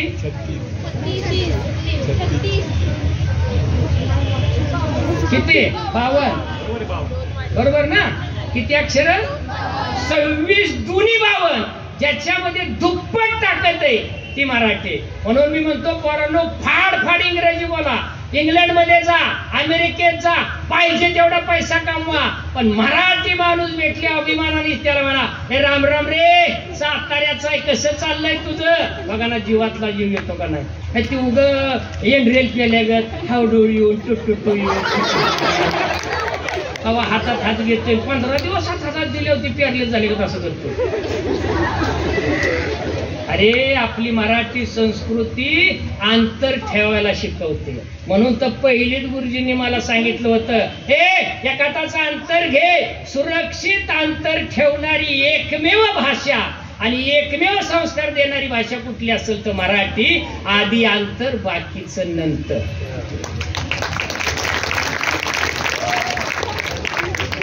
कळते ना लिखीनं तुम्हाला? सुरक्षित अंतर कळतंय ना? बरोबर आहे ना? धोका आहे का काय? अडचण आहे का काय? मी अडवलं तर तिथल्या तिथं करेक्ट कार्यक्रम करायचा. हे दोघं निस्तारायला तयारच आहे. यो चिटणीस साहेबांना सांगायचं त्याला तडकावला तुमचं तुम्ही बघा, मी शाळेत निघा. ते आपले ते वकील नेमतील ना तर काही करतील. आपण द्यायचं नाही, फक्त चुकीचं काय करायचं नाही. आणि जिथं चुकीचं असेल तिथं सुद्धा आपण थांबायचं नाही. पोरांनो, व्यसन करा, कुठलाच वक्ता सांगणार नाही, पण मी सांगतो कुठलं व्यसन करा. उठल्या उठल्या एक वेळ देवाच्या पाया पडू नका, पण ज्यांनी देव दाखवला त्या आई वडिलांना विसरू नका. आणि दुसरा नमस्कार करायचा असला तर भगवंताला करू नका, पण ज्ञानेश्वरी दासबोधला हात लावा आणि मराठीचं पुस्तक मन लावून वाचा. वाचाल तरच वाचा, जास्तोर वाचा. वाचा कळती ना? किती वाचा? दिसा माझी काहीतरी वाचित जावे, दिसा माझी काहीतरी लिहित जावे. रोज वाचा, प्रचंड वाचा. आणि येणारा वाढदिवस फुकाफुकीचा आणि कापाकापीचा करायचा नाही. 75 वर्षे झाली इंग्रज जाऊन सुद्धा आपण तीच फॅड करतोय. 18 वर्षाची पोरगी 22 पोरी बोलावल्या अशी आईश केक, आईश केक, त्याच्यावर 18 मेणबत्त्या, आय खुरपाय आणि केक आईश. काय आईश चालली हो. त्याच्यावर 22 मेणबत्त्या. ती पोरगी नटावली, तिला फुगं लावल्या, 2 मांडाट्या लावल्या, चाफ लावल्या, कपडे घातल्या, तुमकी कपडे घातल्या, रानबारा पांड मोकळं, 4 पांडच बाग आहे. काय थंडायचा चाललाय असल्या या कुठंतरी टेम्पोत भरवा चिटणीस साहेब आणि डोहात निघून बोडवाव्यात. बरोबर का नाही रे? अक्कल नाही मम्मीला. लेकीला कुठली कपडे घालावत ही जर अक्कल नसली ना तर तुला आई जगायचाच अधिकार नाही. काय म्हणणं आहे मम्म्यांनो तुमचं? पुरीला पूर्ण कपडे घाला, फुकाफुकीचा आणि कापाकापीचा वाढदिवस करू नका. आईस केक त्याच्यावर सुरा फिरवायचा, त्याचा तुकडा काढायचा, जिचा वाढदिवस आहे तिच्या नरड्यात कोंबायचा, त्याची क्रीम काढायची, हिच्या गालाला लावायची, डोक्यावर काहीतरी फोडायचं, 10व्याला बसल्यागत म्हणायचं हॅपी बर्थडे.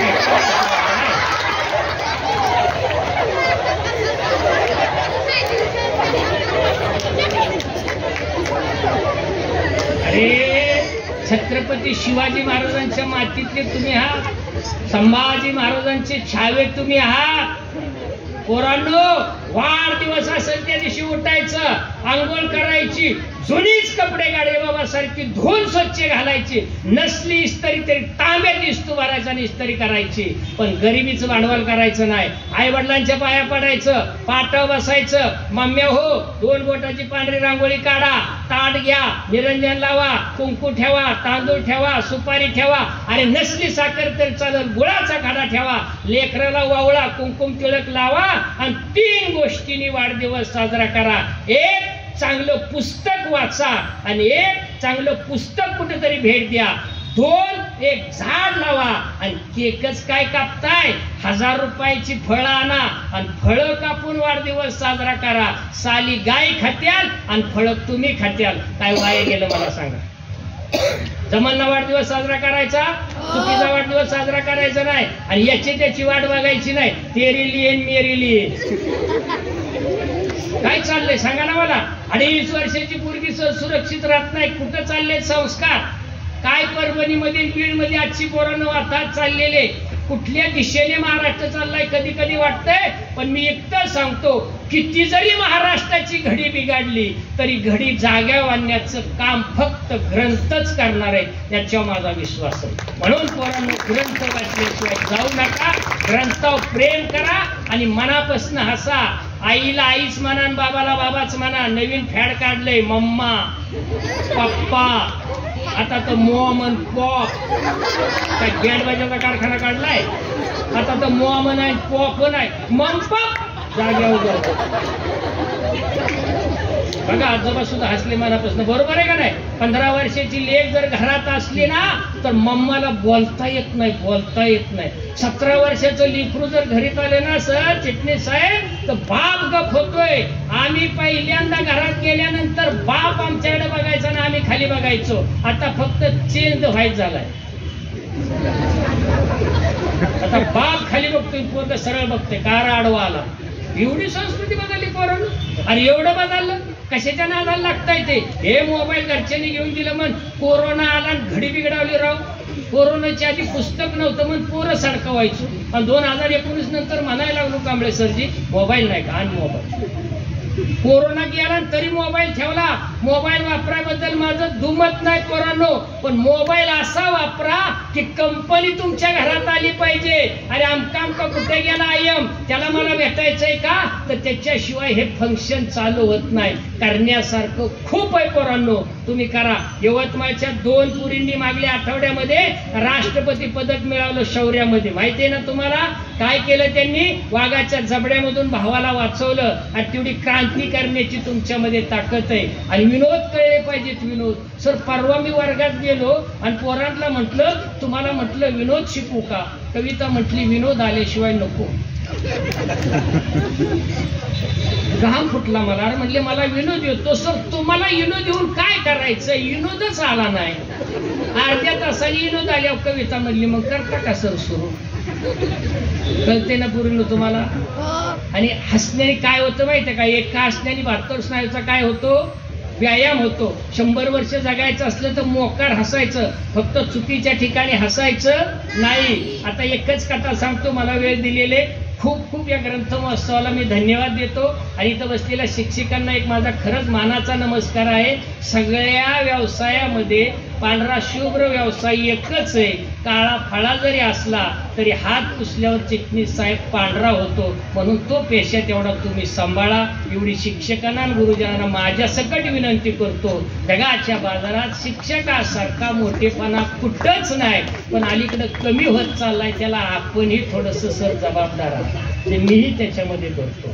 आपण आता कथेकडे वळूया. छोटीशीच कथा सांगतो 10 मिनिटाची. हसाय आलं तर हित हसायचं, कळल्यावर हसायचं, त्याच्यानंतर घरी गेल्यावर कळलं तर हसायचं, झोपेत हसल्यावर मी जबाबदार नाही. एखादा हसता हसता ऍडमिट झालं तर संयोजक बघून घे. एखाद्याला हसायच नाही आलं तर ते का बधीर झालं ते संयोजक बघून घेते. मी कुणाचाही बांधील राहिलेलो नाही. माझी बायकोच म्हणते आता तुम्ही कुणाचे झालाय? मी म्हटले सगळ्याचा झालोय. मग माझं काय म्हटली? हाय तुझा वे. म्हटलं काळजी करू नको. लक्षात आलं? अरे असं झालं बघा. भरलं वांग, कथेचं नाव काय आहे? भरलं वांग. वांग माहितीये ना, कोणाला आवडत नाही, बरोबर ना? सगळ्याला वांग आवडतं का नाही? पण माझं वांग कसं आहे? भरलं वांग. आमचं सरकार आमचं 18/4/2000 भेटलं 12:30 वाजता. आणि चिटणीस साहेबांनी आशीर्वाद दिला तांदूळ मस्तकावर टाकून. 18/4/2000 सरकार भेटलं. 25 वर्ष झालं. रौप्य महोत्सवाकडे आमची बी ग्रंथ महोत्सव सारखी वाटचाल चालली. पुढल्या वर्षी रौप्य महोत्सव आहे. आणि सांगितलं मग अशी कोरे साहेबांनी की पहिले कोण होते? आम्हीच होतो. फाउंडर आहे. मला अभिमान आहे. महाराष्ट्रात मी कुठं गेलो तरी सांगतो कथाकथनाच्या प्रवासामध्ये माझ्या पायाभरणीला आणि व्यासपीठ देण्यामध्ये सातारा जिल्हा ग्रंथ महोत्सवाचं हे योगदान मी आहे तोपर्यंतही सांगणार आणि नंतरही लिहून ठेवणार आहे. ते व्यासपीठ मिळाले. आपण भरले वागड. आमचं सरकार घरी गेल्यानंतर जेवाय वाढायचं. भरलेलं ताट असं वाढाय बेडायची, पदर काढायची, वाराबिरा घालायची आणि पदर दातात धरून चावायची आणि मला म्हणायची धनी स्वयंपाक कसा झालाय? मी म्हणायचो वाढ, मी जास्त करू नको. 8-15 दिवस असंच गेलं. 3 वार झालं, महिना झालं. आमच्या सरकारचं एकच स्वयंपाक कसा झालाय म्हणून ती विचारायची आणि मला काही चांगलं म्हणता येत नव्हती. ती म्हणली मला पैठणी नको, मिरवाय नको, फिरवाय नको, सोनं नको, नाणं नको, काही नको. अहो कारभारी फक्त स्वयंपाक चांगला झालाय म्हणा. मी म्हणायचो गप, मी जास्त नको वाढ. असं करता करता लेकरांनो 180 दिवस झालं. 6 महिने भरलं. सरकार सकाळी सकाळी उठलं. सरकार म्हणलं आज जर संध्याकाळी आल्या तुम्ही चांगलं नाही म्हटला तर माहेरालाच जाते. मी म्हटलं एकट्या लवकर देव पावतो. वांग सुरू झालं. त्या कमी वयात पोरांना मराठी कळतो. मी मनातले मनात म्हणलं एकट्या लवकर देव पावतो का? त्यांनी डबा बिबा करून दिला. आणि पोरांनो काय झालं?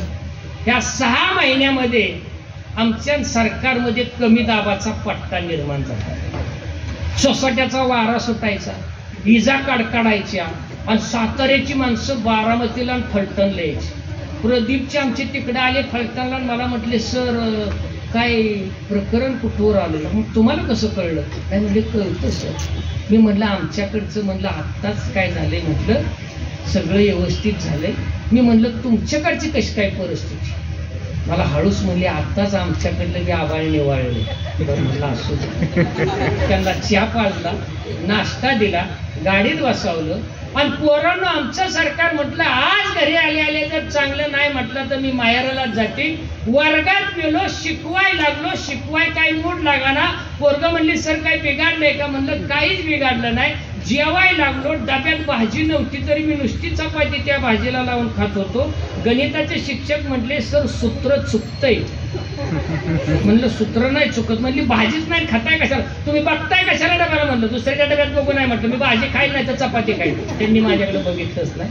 12 वाजले, मला काय घराकडे जावं वाटत नव्हतं. मला काय फक्त आमच्या सरकारची काय अपेक्षा होती, स्वयंपाक चांगलं झाल्यावर काय म्हणा, चांगलं म्हणा, आणि मला काही ते म्हणता येत नव्हते. फलटणच्या राम मंदिरापाशी बसून कर्मधर्म संयोगाने प्रदीपजी कांबळेंची गाठ पडली, कामानिमित्त आले होते.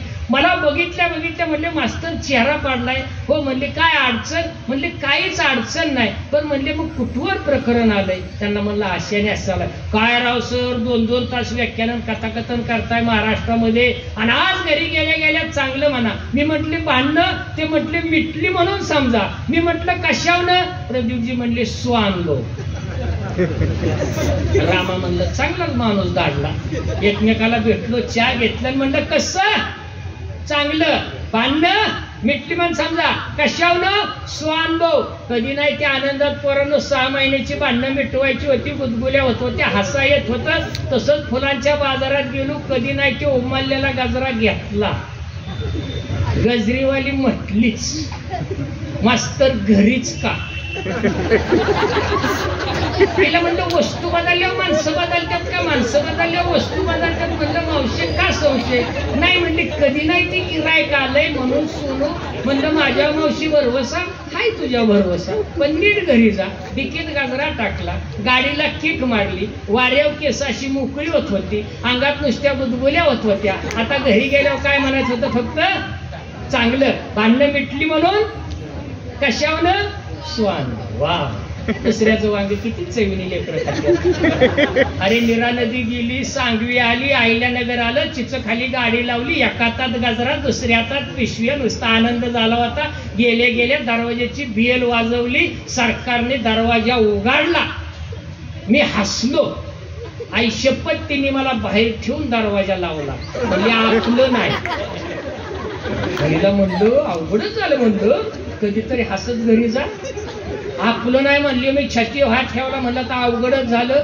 माझ्याकडे कागदपत्र होती, आय कार्ड होतं, पॅन कार्ड होतं, आधार कार्ड होतं, सगळी कागदपत्राच्या झेरॉक्स होत्या. दाराच्या फटीतनं हात टाकल्या. सरकारनं हात एक समिती नेमली आणि तिने ठरवलं बाहेरचं कागदाच्या द्वारे का व्हायना पण आपलंच आहे. तिने दरवाजा उघडला. आई शपथ ती हसली, पण मी नाही हसलो. पहिला अनुभव. सरकारने हातात हात दिला, बरं वाटलं. खसकीने वाढला, त्याच्यावरनं बरं वाटलं. आणि असं जोरात ओढलं दिला ना हात सोडून. 50 किलोचं बेताडाव, कपाळाला बेताड, गोंड स्टिंगूड, कळपायच्या मस्तकाला तुझ्या एवढ्यात प्रदीप सर दिसलं. कसं चांगलं. भांडणं मिटली म्हण समजा. कशावनं? स्वानुभव. राग आवाळला, राव गिळला, अक्षरशः राग गिळला. कापडं बदलली, लोंग लावली, खांद्यावर टावेल टाकला, बाथरूम मध्ये गेलं, हातपाय खंगाळलं. आमचं बाथरूम देखणं. फुडली भीत फुगलेली, मागली पडलेली, कडी उचलल्यावर फळी उचकाटायची, पत्र्यातनं चंद्र दिसायचा आणि फरशीतनं पृथ्वी दिसायची. देखण्या बाथरूम मध्ये आम्ही गेलो. ग्रामपंचायतीचं कनेक्शन तुरती आहे तर नळ नाही, नळ आहे तर बादली नाही, बादली इथं बोर्ड नाही, मग इथं दांडा नाही. तसं तरी हातपाय खंगाळलं, बाहेर आलो. काय माझ्या जेवणाचा थाट लेकरांनो. बसाय पाठ, टेकाय पाठ, पुढं पाठ, त्याच्यावर भरलेलं ताट, काढलेल्या रांगोळी, वाहिलेली फुलं, लावलेल्या उदबत्त्या. क्षणभर मी बेताडाकडे बघितलं. म्हणलं महाळाचा महिना आहे का पुण्यतिथी? नाही म्हणलं 10 जानेवारीचे. गपगीळ. उजवा पाय टाकला पाटावर, मांडी घातली, तांब्यातलं पाणी काढलं, ताटाभोवती फिरवलं, ताटाला नमस्कार केला, 4 चरणाचा श्लोक घेतला, वदनी कवळे घेता सरकार गच्च.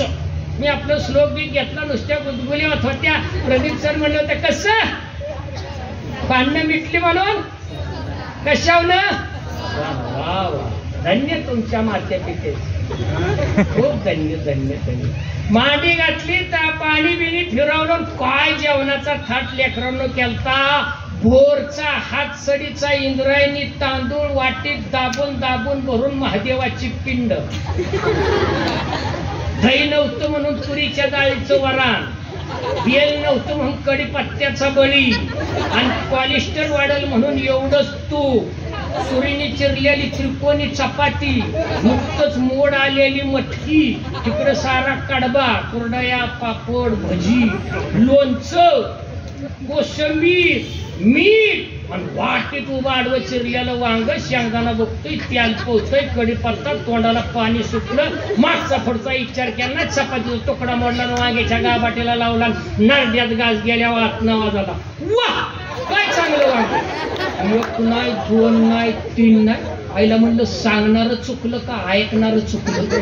पुन्हा चपातीचा तुकडा, वांग्याची गाबाटी, नरड्यात घास. वा, काय चांगलं वांग. बाह्या बाळगत नुसतं सरकार माझ्याकडे डोळं फासफरून बघायला लागलं. बांधलेली मग जशी मेक मोडून माराव तसं झालेली होती. मी म्हशीचं म्हणते पोरीला, मला नाही वाटत पुरी आता संध्याकाळी झोपते.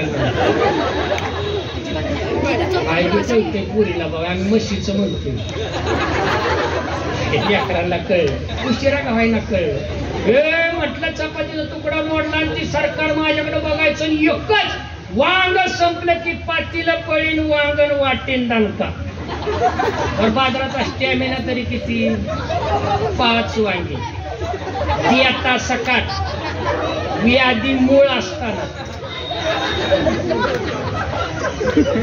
तुला खरंच नमस्कार. सर खरंच अशी पोरं पाहिजे. सर नमस्ते. व्याधी मूळ असताना भादराने चांगल्या शब्दासाठी 5 वांगी संपवली. घासागणीस वा, काय चांगलं वांग झालं. 1 नाही, 2 नाही, असं आभाळ भरून आले सरकारचं. पातीलं पळीन वाटीन वांगण दणका. शेवटी पातिल्यातली वांगी संपली. सरकार उठलं, पदर खावला, बांगड्या माग वाढल्या, पातिल्यात पळी गुतावली, आणि ईश कडकडाव तसं सरकार कडाडलं. जा झाला माझ्या संसाराचा. 25 वर्ष स्वयंपाक केलं तर कौतुक नाही, आणि शेजारणीनी भाजी दिल्यावर म्हणजे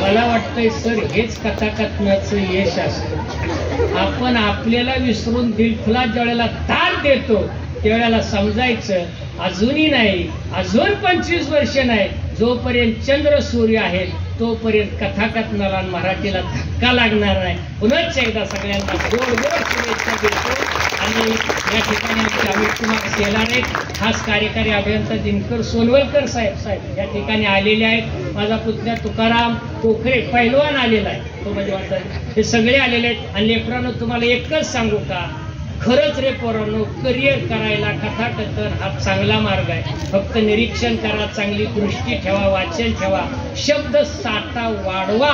मला याच व्यासपीठावर यांनी थाप टाकली होते. आमचे ग्रंथ मित्र आदरणीय शिवाजीराव चव्हाण आणि चिटणीस साहेब होते, यशवंत पाटणे होते, लांडगे साहेब होते, सगळे होते.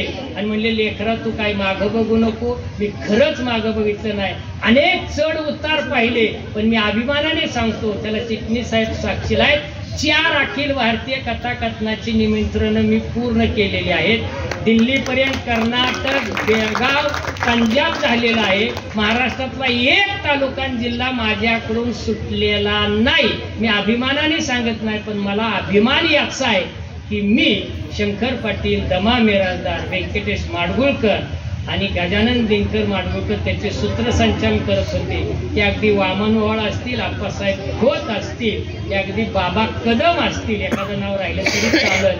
मला असं त्यांच्या एवढं मोठा होता आलं नाही, पण मला अभिमान वाटतो मी त्या वाटेचा वारकरी निश्चित झालो. त्याचं मला खूप खूप बरं वाटतं. तुम्हाला खूप खूप धन्यवाद देतो. आणि लेकरांनो, पुढल्या वर्षी रौप्य महोत्सवाला आपण जोरात भेटूया आणि तुम्ही नवनवीन कथा घेऊन या. तुमचं स्वागत. आणि इथल्या सगळ्या शिक्षकांचा माझी नम्र विनंती, आपण आपलं कर्म चांगलं करा. रिटायर झाल्यानंतर एकही गोळी लागणार नाही. धन्यवाद.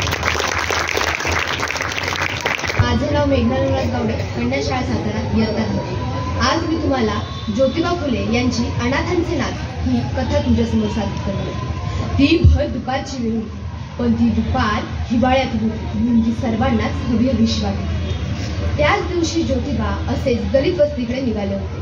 तेवढ्यात त्यांचं लक्ष रस्त्याच्या कडेला गेले. तिथे उकिरडा होता. त्याची घाण सर्वत्र पसरली होती. कुत्री, मांजरे, डुकरी तो उकिरडा उपरीत होती, चिवडीत होती. एक 5-6 वर्षाचा मुलगा त्यांचे अनुकरण करत होता. तो मुलगा खूप बलिष्ठ होता. त्याचे कपडे शेणामुताने माखलेले होते आणि त्याच घाणेरड्या हाताने तो आपले नाकही पुसत होता. ज्योतिबांना त्यांची दया आली. ते म्हणाले, कोणाचा हा मुलगा? कुत्र्या मांजऱ्यांसोबत आपले जीवन जगत आहे. ज्योतिबांचे पाय नकळत त्याच्याकडे वळाले.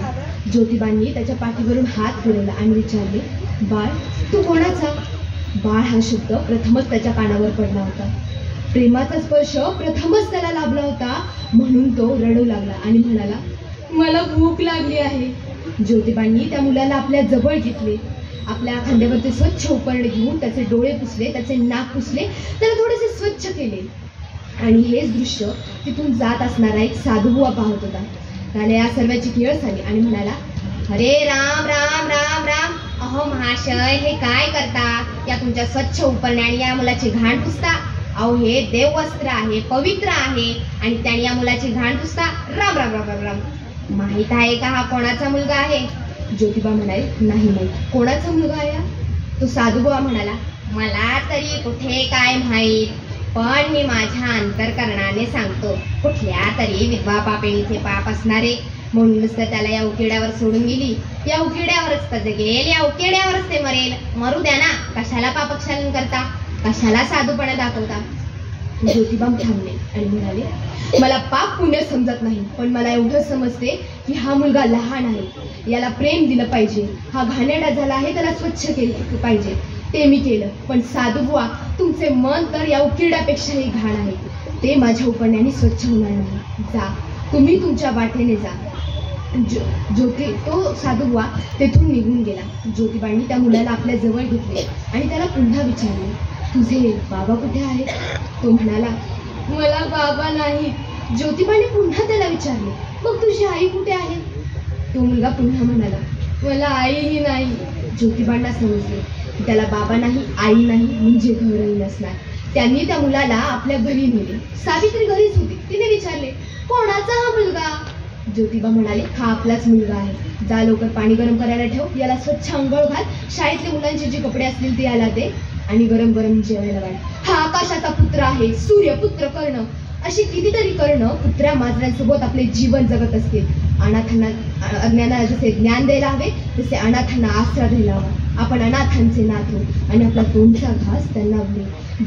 सावित्रीच्या डोळ्यात टचकन पाणी आले. तिने त्या मुलाला आपल्या छातीशी कवटाळून धरले. त्या मुलाला अंघोळ घातली. शाळेतल्या मुलांची कपडे दिली. आपल्या तोंडचा घास त्याला भरवला. सावित्री आणि ज्योतिबांनी अनेक शाळा काढल्या, तसेच अनाथलयही काढले.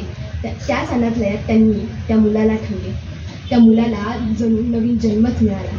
त्यामुळेच तुकोबा महाराज म्हणतात, जे कारंजले गांजले त्याचे म्हणे जो आपुले, जे कारंजले गांजले त्याचे म्हणे जो आपुले, तोची साधू ओळखावा देव तेथेची जाणावा, देव तेथेची जाणावा. धन्यवाद.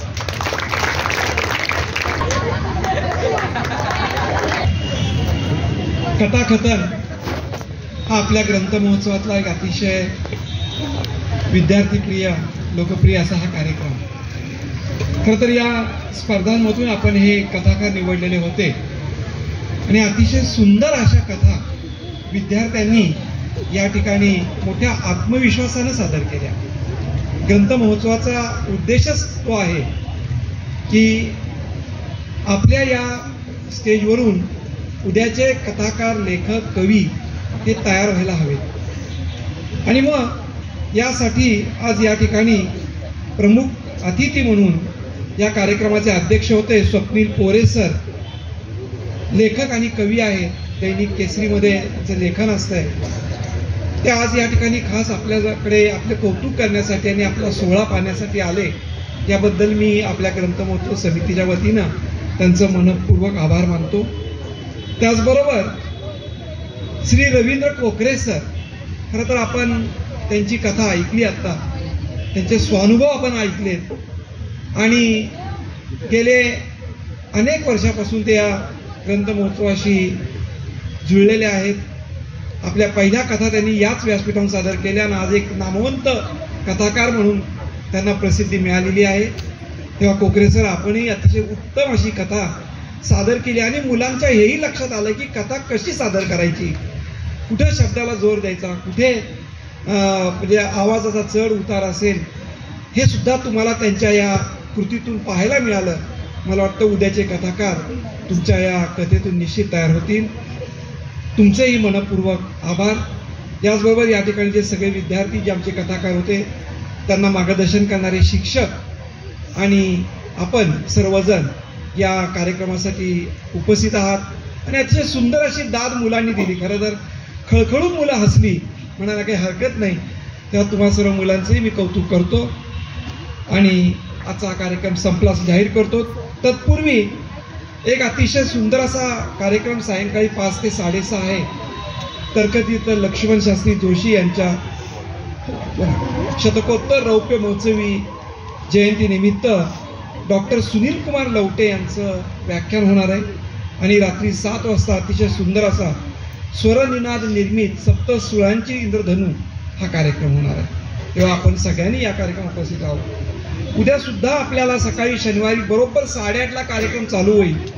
धमाल गप्पा टप्पा गोष्टी आणि गाणी हा कार्यक्रम आहे. 11 ते 2:30 कवी संमेलन आहे आणि 3 ते 5:30 परिसंवाद, वाढते पर्यटन आणि ढासळते पर्यावरण हा परिसंवाद आहे. माझी या ठिकाणी असणाऱ्या शिक्षकांना विनंती आहे की आपल्या शाळेमध्ये हरित सेनेचे जे काही ग्रुप आहेत त्या सर्व मुलांना घेऊन तुम्ही या परिसंवादाला उपस्थित राहायचं आहे. सायंकाळी 6 ते 7 वळणावरची माणसं हा कार्यक्रम आहे. 7 वाजता लोकशाही लोकरंग शाहिरीचे हा डॉक्टर प्रकाश खांडकेंचा कार्यक्रम आहे. तेव्हा असे अतिशय बहारदार आणि सुंदर असे कार्यक्रम आपण आयोजित केले, त्याला आपण सर्वांनी लाभ घ्यावा. आपल्या आजूबाजूच्या मित्रांना सांगावं, शेजाऱ्यांना सांगावं, शाळेत सांगावं आणि जास्तीत जास्त संख्येनं आपण या ठिकाणी यावं अशी विनंती मी आमच्या महोत्सव समितीच्या वतीनं करतो. या ग्रंथ महोत्सव समितीचे कार्यवाह माननीय श्री चिटणीस सर हे आपणाला काही महत्त्वाचं असं मार्गदर्शन करणार आहेत. मी त्यांना विनंती करतो की आपण ते करावं. आपल्याला 5 मिनिटं मुलींसाठी मी बोलणार आहे. मुली आपण किती नशीबवान आहोत. म्हणजे रवींद्र गुर्जर म्हणून हे अतिशय प्रसिद्ध लेखक आहेत.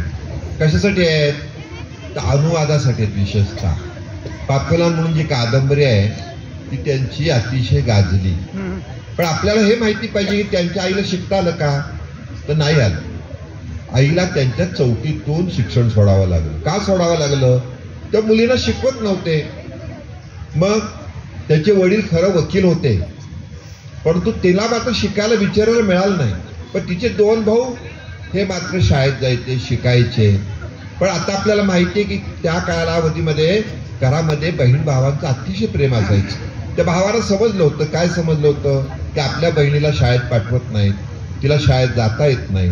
म्हणून त्या भावांनी काय केलं, दोन्ही या रवींद्र गुर्जरच्या आईला घरामध्ये इंग्रजी शिकवलं, गणित शिकवलं आणि ह्या माऊलीनी तळखडकरच्या ज्या एक प्रकारची पुस्तकं होती त्या सगळ्या पुस्तकांचं वाचन केलं, त्या सगळ्या पुस्तकांचं मनन केलं. आणि ही आई 4थी शिकलेली आई कुठल्याही मराठी पुस्तकाचं इंग्रजीमध्ये भाषांतर करायची, इंग्रजीमधलं मराठीत भाषांतर करायची. आणि हे रवींद्र गुर्जरांनी का लिहून ठेवलं की त्यांनी सांगितलं माझी गुरु आई होती, माझी आई 4थी शिकलेली होती, पण आईने जे काही मला या अनुवादाचा जो धडा दिला त्याच्यामुळं मी आयुष्यामध्ये लेखक म्हणून पुढे गेलो. हे मी मुलींना का सांगितलं तर तुम्ही किती नशीबवान आहात. म्हणजे माझी नागेवाडी शाळा आहे बघा, नागेवाडी शाळा मला आठवते 1991-92 सालाला चालू केली. नागेवाडी कृषीमधल्या मुली काय करायच्या, 7वी मधनं शाळा सोडून द्यायच्या, कारण त्यांना कुठे यायला लागायचं, सातारमध्ये यायला लागायचं, घरचे पाठवत नव्हते. शाळा चालू झाली आणि आज बघितलं तर त्या गावातल्या, दोन्ही गावातल्या मुली या शिकतात आणि कुठं कुठं चालल्यात त्या. कोण डॉक्टर झालंय, कोण वकील झालंय, कोण प्राध्यापिका झालंय, कोण मोठी योगासनामधली शिक्षिका झाली आहे. आणि त्याहीपेक्षा इन्फोसिसची 3 मुलींना विशेष स्कॉलरशिप मिळाली. तेव्हा आपल्याला लक्षात आलं पाहिजे आपण पुस्तकं का वाचायची. तुम्ही जर पुस्तकं वाचायला सुरुवात केली तर तुमच्या लक्षात येईल की स्वातंत्र्य लढा किती महत्वाचा आहे. म्हणजे आपल्याला माहिती पाहिजे की त्या कालावधीमध्ये एका बाजूला स्वातंत्र्य लढा चालू होता तर दुसऱ्या बाजूला इंग्रजांच्याकडं नोकरीसाठी लाईन लागायची. काय लागायची, लाईन लागायची. म्हणजे विंदा करंदीकर माहितीत ना तुम्हाला, मुलींना माहितीत विंदा करंदीकर नाव ऐकलंय. विंदा करंदीकर माहितीये का. देणाऱ्याने देत जावे, घेणाऱ्याने घेत जावे. ज्यांना ज्ञानपीठ पुरस्कार मिळाला, ज्ञानपीठ पुरस्कार कोणाकोणाला मिळाला माहिती, हात वर करून सांगा. एखाद्याही मुलामुलींनी सांगावं ज्ञानपीठ पुरस्कार कोणाकोणाला मिळाला. 4 व्यक्तींना मिळाला. मी क्लू देतो तुम्हाला, किती व्यक्तींना मिळाला, 4. सांगा बघू कोणाकोणाला मिळालाय. पहिला मिळालाय कुणाला, वि.स. खांडेकरांना मिळाला. दुसरा मिळालाय कुणाला, कुसुमाग्रजांना मिळाला. तिसरा मिळालाय कुणाला, विंदा करंदीकरांना मिळाला. चौथा कुणाला मिळालाय, नेमाडेंना मिळाले. माहिती पाहिजे तुम्हाला. तुम्ही ग्रंथ महोत्सवात आले की हळूहळू असं शिकायचं. ज्ञानपीठ पुरस्कार किती महत्वाचा आहे. त्यातलं जीवन कोण आहे माहिती आहे, 4 मधलं भालचंद्र नेमाडे तेवढे जिवंत आहेत. विंदा करंदीकर आपल्या सातारला येऊन गेलेत. विंदा करंदीकर हे इस्लामपूरला शिक्षक होते. त्यांच्या बहिणीला शिकवायचं होतं परंतु त्यांना मुंबईला पुढे शिकायला जायचं होतं. तर त्यांच्या मित्रांनी सांगितलं तुझ्या बहिणीला मी सांभाळतो आणि त्या मित्रांनी बहिणीला सांभाळले, शिक्षण घेऊन आले. तेच विंदा करंदीकर 1942 साली सैन्य भरती होत होती. तर सैन्य भरती होत होती, आपले सैनिक कुठं जायचे तर जगामध्ये इंग्रजांच्या साम्राज्याबरोबर जायचे. आणि पहिल्या महायुद्धात 40,000 भारतीय सैनिक गेले. इंग्रजांनी फक्त आपल्यावर राज्य नाही केलं, जगावर राज्य केलं. पण जगावर राज्य करताना मनुष्यबळ कुठलं वापरलं, भारताचं वापरलं. आपल्याला पंचायत होती, आपल्याला जेवायला मिळायचं नाही, आपण सैन्यात भरती व्हायचो. मग 1942 साली गांधींनी सांगितलं सगळीकडं की अजिबात सैन्य भरती होऊ देऊ नका. इस्लामपूरला राहत होते, इस्लामपूर शिक्षक होते विंदा करंदीकर. पण ते एका झोपडपट्टीत गेले. एका मागासवर्गीय समाजातल्या माणसाची 2 मुलं सैनिकमध्ये भरती होणार होती. ते म्हणजे कशाला पाठवता यांना मरायला, युद्धाला कशाला पाठवता मरायला. तेव्हा त्या मुलांचे वडील काय म्हणाले माहितीये, ते असं म्हणाले की माझी मुलं ही 2 आहेत ना, ही तो उपाशी पोटी मरण्यापेक्षा तिथं काय करतील, जेवतील आणि मग मरतील. हे जेव्हा आपण वाचू का नाही तेव्हा आपल्याला शिक्षकाचं महत्व कळेल, आईचं महत्व कळेल, वडिलांचं महत्व कळेल, आपल्या गावाचं महत्व कळेल. बघा सातारा किती शांत आहे. सातारा शांत आहे का नाही. दुसरी गावं बघा किती दंगे. आता मग अशी सरांनी सांगितलं बीडचं नाव घेतलं, बरोबर आहे ना. आपल्याकडे सातारचं कारण काय शांत असण्याचं, कारण राजघराण्याचा मोठा वारसा आहे. राजघराणं कुणाला इथं दादागिरी करू देतं का नाही. आपण कुठली तक्रार घेऊन गेलो तरी आपल्याला न्याय मिळतो, आपल्याला मदत होती. हे गुण आहेत, आपल्याला लक्षात येत नाही.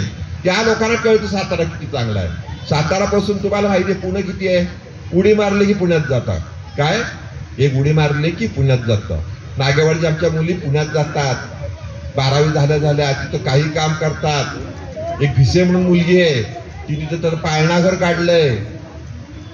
महिन्याला तिला 10 लाख रुपयाचं इन्कम सोर्स चालू झाला तिथं. आपल्याला किती गोष्टी होऊ शकतात. यासाठी आपल्याला काय करायचंय, वाचन केलं पाहिजे. तुम्हाला आता इथं निदान ऐकायला मिळतं, तुम्हाला भाषणं ऐकायला मिळतात.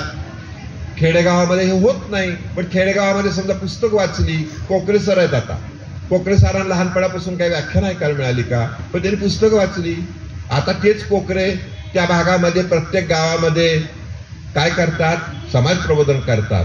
त्यामुळे आपण वेगवेगळ्या पद्धतीनं विचार केला पाहिजे. आपल्या आई वडिलांना जेवढी स्पर्धा नव्हती का नाही तेवढी स्पर्धा तुमच्यासाठी आहे. किंवा हा ग्रंथ महोत्सव कशासाठी आहे तर तुम्ही हळूहळू स्वतःच्या पायावर उभं राहावं, मराठी भाषेला पैसे मिळवण्यासाठी उपयोग करून घ्यावा. म्हणजे आपल्याला माहिती पाहिजे मराठी भाषेमध्ये अनुवाद होतात वेगवेगळ्या गोष्टीचं, तर त्याचा उपयोग काय होतो. पैशाला मोठे मोठे सोर्स निर्माण झाले. तुम्ही सकाळी नव्हता, या ठिकाणी खांडेकरांनी उदाहरण दिलं, राजू खांडेकरांनी. तर एकाची मुलगी अमेरिकेत फार मोठी झाली. तर त्यांनी सांगितलं माझी फार मोठी मुलगी आहे, माझी मोठी मुलगी एकदम एक्सपर्ट आहे, अमेरिकेत प्रसिद्ध आहे. तर त्या समोरच्या व्यक्तीने विचारलं मग काय करते ती. तर त्यांनी सांगितलं माझी मुलगी पॅरेट ट्रेनिंग आहे. काय ट्रेनिंग आहे. पॅरेट म्हणजे काय. पोपटाला ट्रेनिंग देण्याचं काम करती. आणि अमेरिकेमध्ये तिला खास स्पेशल निमंत्रण असतं. तिच्याकडे गाडी आहे, तिच्याकडे बंगला आहे, ती विमानाशिवाय प्रवास करत नाही. याचा अर्थ समजून घ्या. याचा अर्थ असा होतो तुम्हाला वेगवेगळ्या क्षेत्रामध्ये आता किंमत आहे. जसं तुम्हाला माहिती पाहिजे पहिलं चित्र का पहिली भाषा. पहिलं चित्र आलं का पहिली भाषा आली.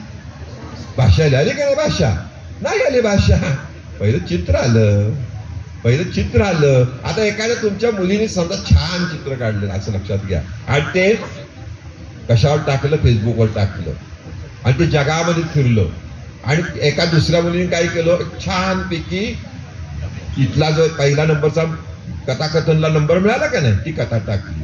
तर पहिलं जगामध्ये चित्र कळेल का कथाकथन कळेल. चित्र कळेल. चित्रभाषा आहे ना, चित्रभाषा लगेच कळते. आपण जेव्हा एखाद्याकडे जातो आपली भाषा समजत नाही, आपण काय करतो, खुणेने सांगतो. असे वेगवेगळे प्रयोग चालू झालेले आहेत. एकेका चित्राला 40-40 लाख 50-50 लाख रुपयाची मदत. तुम्हाला गाणं असतं, गाण्याला किती काय उपयोग होतो. त्यामुळे तुम्हाला हा विचार हा ग्रंथ महोत्सव देतो. ग्रंथ महोत्सवामध्ये उद्याचा कार्यक्रम आहे खांडगेंचा, अवश्य बघायला या. प्रकाश खांडगेंचा तो कार्यक्रम 2 लाख रुपयाचा. कितीचा आहे. हा आणि आपल्याला केवढ्यात दिला त्यांनी. आपल्याकडे कुठं 2 लाख आहे. आपला खर्चच 8 लाख सगळा मिळून. 4 दिवसाचा मांडव, येणारं सगळं खर्च, लोकांची भाषणं. पण आपल्याला त्यांनी 25,000 रुपये दिला. हे कार्यक्रम कुणासाठी घेतो आपण. तर आपल्याला माहित नाही. शिक्षकांना जास्त माहिती असतं आई वडिलांपेक्षा. एखाद्या मुलाकडं कुठलं चांगला गुण आहे, मुलीकडे कुठला चांगला गुण आहे. आता ते दिवस गेले. आता ते इंजिनियर झालं पाहिजे, डॉक्टर झालं पाहिजे. आता बघा श्रोत्री डॉक्टर इथं बसले. हे कशासाठी प्रसिद्ध आहेत माहितीये तुम्हाला. कशासाठी प्रसिद्ध आहेत. डॉक्टर म्हणून नाही प्रसिद्ध, डॉक्टर म्हणून आहेत प्रसिद्ध, पण पर्यावरण प्रेमी म्हणून प्रसिद्ध आहेत. ज्यांनी कासच्या फुलाच्या संदर्भात पुस्तक काढलं ते हजारो प्रति संपलं. त्यांना गोनी दांडेकरांच्या नंतरचे म्हणून नंतरच्या पिढीतले प्रसिद्ध लेखक म्हणून ओळखलं जातं. त्यांची पुस्तकं राजहंस प्रकाशन करतं. बाकीचे राजहंसकडे जाऊन मस्का मारतात, त्यांना ते मस्का मारतात. पण ह्या लोकांचा उपयोग करून घेतला पाहिजे. आता आपल्या इथं समजा एखादी विद्यार्थीने एखादा विद्यार्थी आहे आणि त्याला असं वाटलं की मला डॉक्टरांचा उपयोग करून घ्यायचा आहे, मला त्यांना काही प्रश्न विचारायचे, जाऊ शकतो आपण. तुमच्याकडे यादी पाहिजे, तुम्हाला कसली आवड आहे ती माहिती पाहिजे. मला आता माहिती आहे, एक उदाहरण सांगेन मी. आमच्या वेळेला कसं होतं माहितीये का. समजा कोकरे गेले कॉमर्स साईडला आणि मला खरं जायचंय कुठं, माझं ड्रॉइंग चांगलं आहे, तर मी कुठं जायचो. मी कुठं जायचो, ड्रॉइंगला जायचो का कोकऱ्यांच्या मागे जायचो. कोकऱ्यांच्या मागं. कळत नव्हतं तेव्हा, आई वडिलांना पण समजत नव्हतं. आता तुम्हाला ते आलंय, तुम्ही समजून घेतलं पाहिजे. अशा बऱ्याच गोष्टी आहेत की ज्या तुम्हाला या ग्रंथ महोत्सवातून मिळतील, कथाकथनातून मिळतील, वेगवेगळ्या भाषणातून मिळतील. तुम्ही या उद्या सकाळी मुद्दाम या ऐकायला. स्वातीराजेंचं ऐकायला या, ते गरुडांचं ऐकायला या, सोमवारी जी प्राची गडकरी तिचं ऐकायला या. तर हे जे सगळं आहे हे तुम्हाला लक्षात आलं पाहिजे. पहिल्या गोष्ट तुम्ही लक्षात घ्यायचं, ज्ञानपीठ कुणाला मिळालं बघायचं. आपल्याला माहितीये रवींद्रनाथ टागोरांना काय मिळालं. एकमेव नोबेल पुरस्कार. अजून रवींद्रनाथ टागोरांच्या नंतर आपल्याला साहित्यातला नोबेल पुरस्कार मिळालेला नाही. एकमेव रवींद्रनाथ टागोरांना मिळाला. माहिती पाहिजे आपल्याला. आणि ह्याचा उपयोग आपल्याला होऊ शकतो. काय माहिती तुम्हाला मिळू शकतं, तुम्ही पुढे जाऊ शकता. तर हे सगळं होण्यासाठी हा ग्रंथ महोत्सव आहे. ही सगळी मंडळी आहेत का नाही, ही सगळी मंडळी 3-3 तास 3-3 महिने 3 तास नाही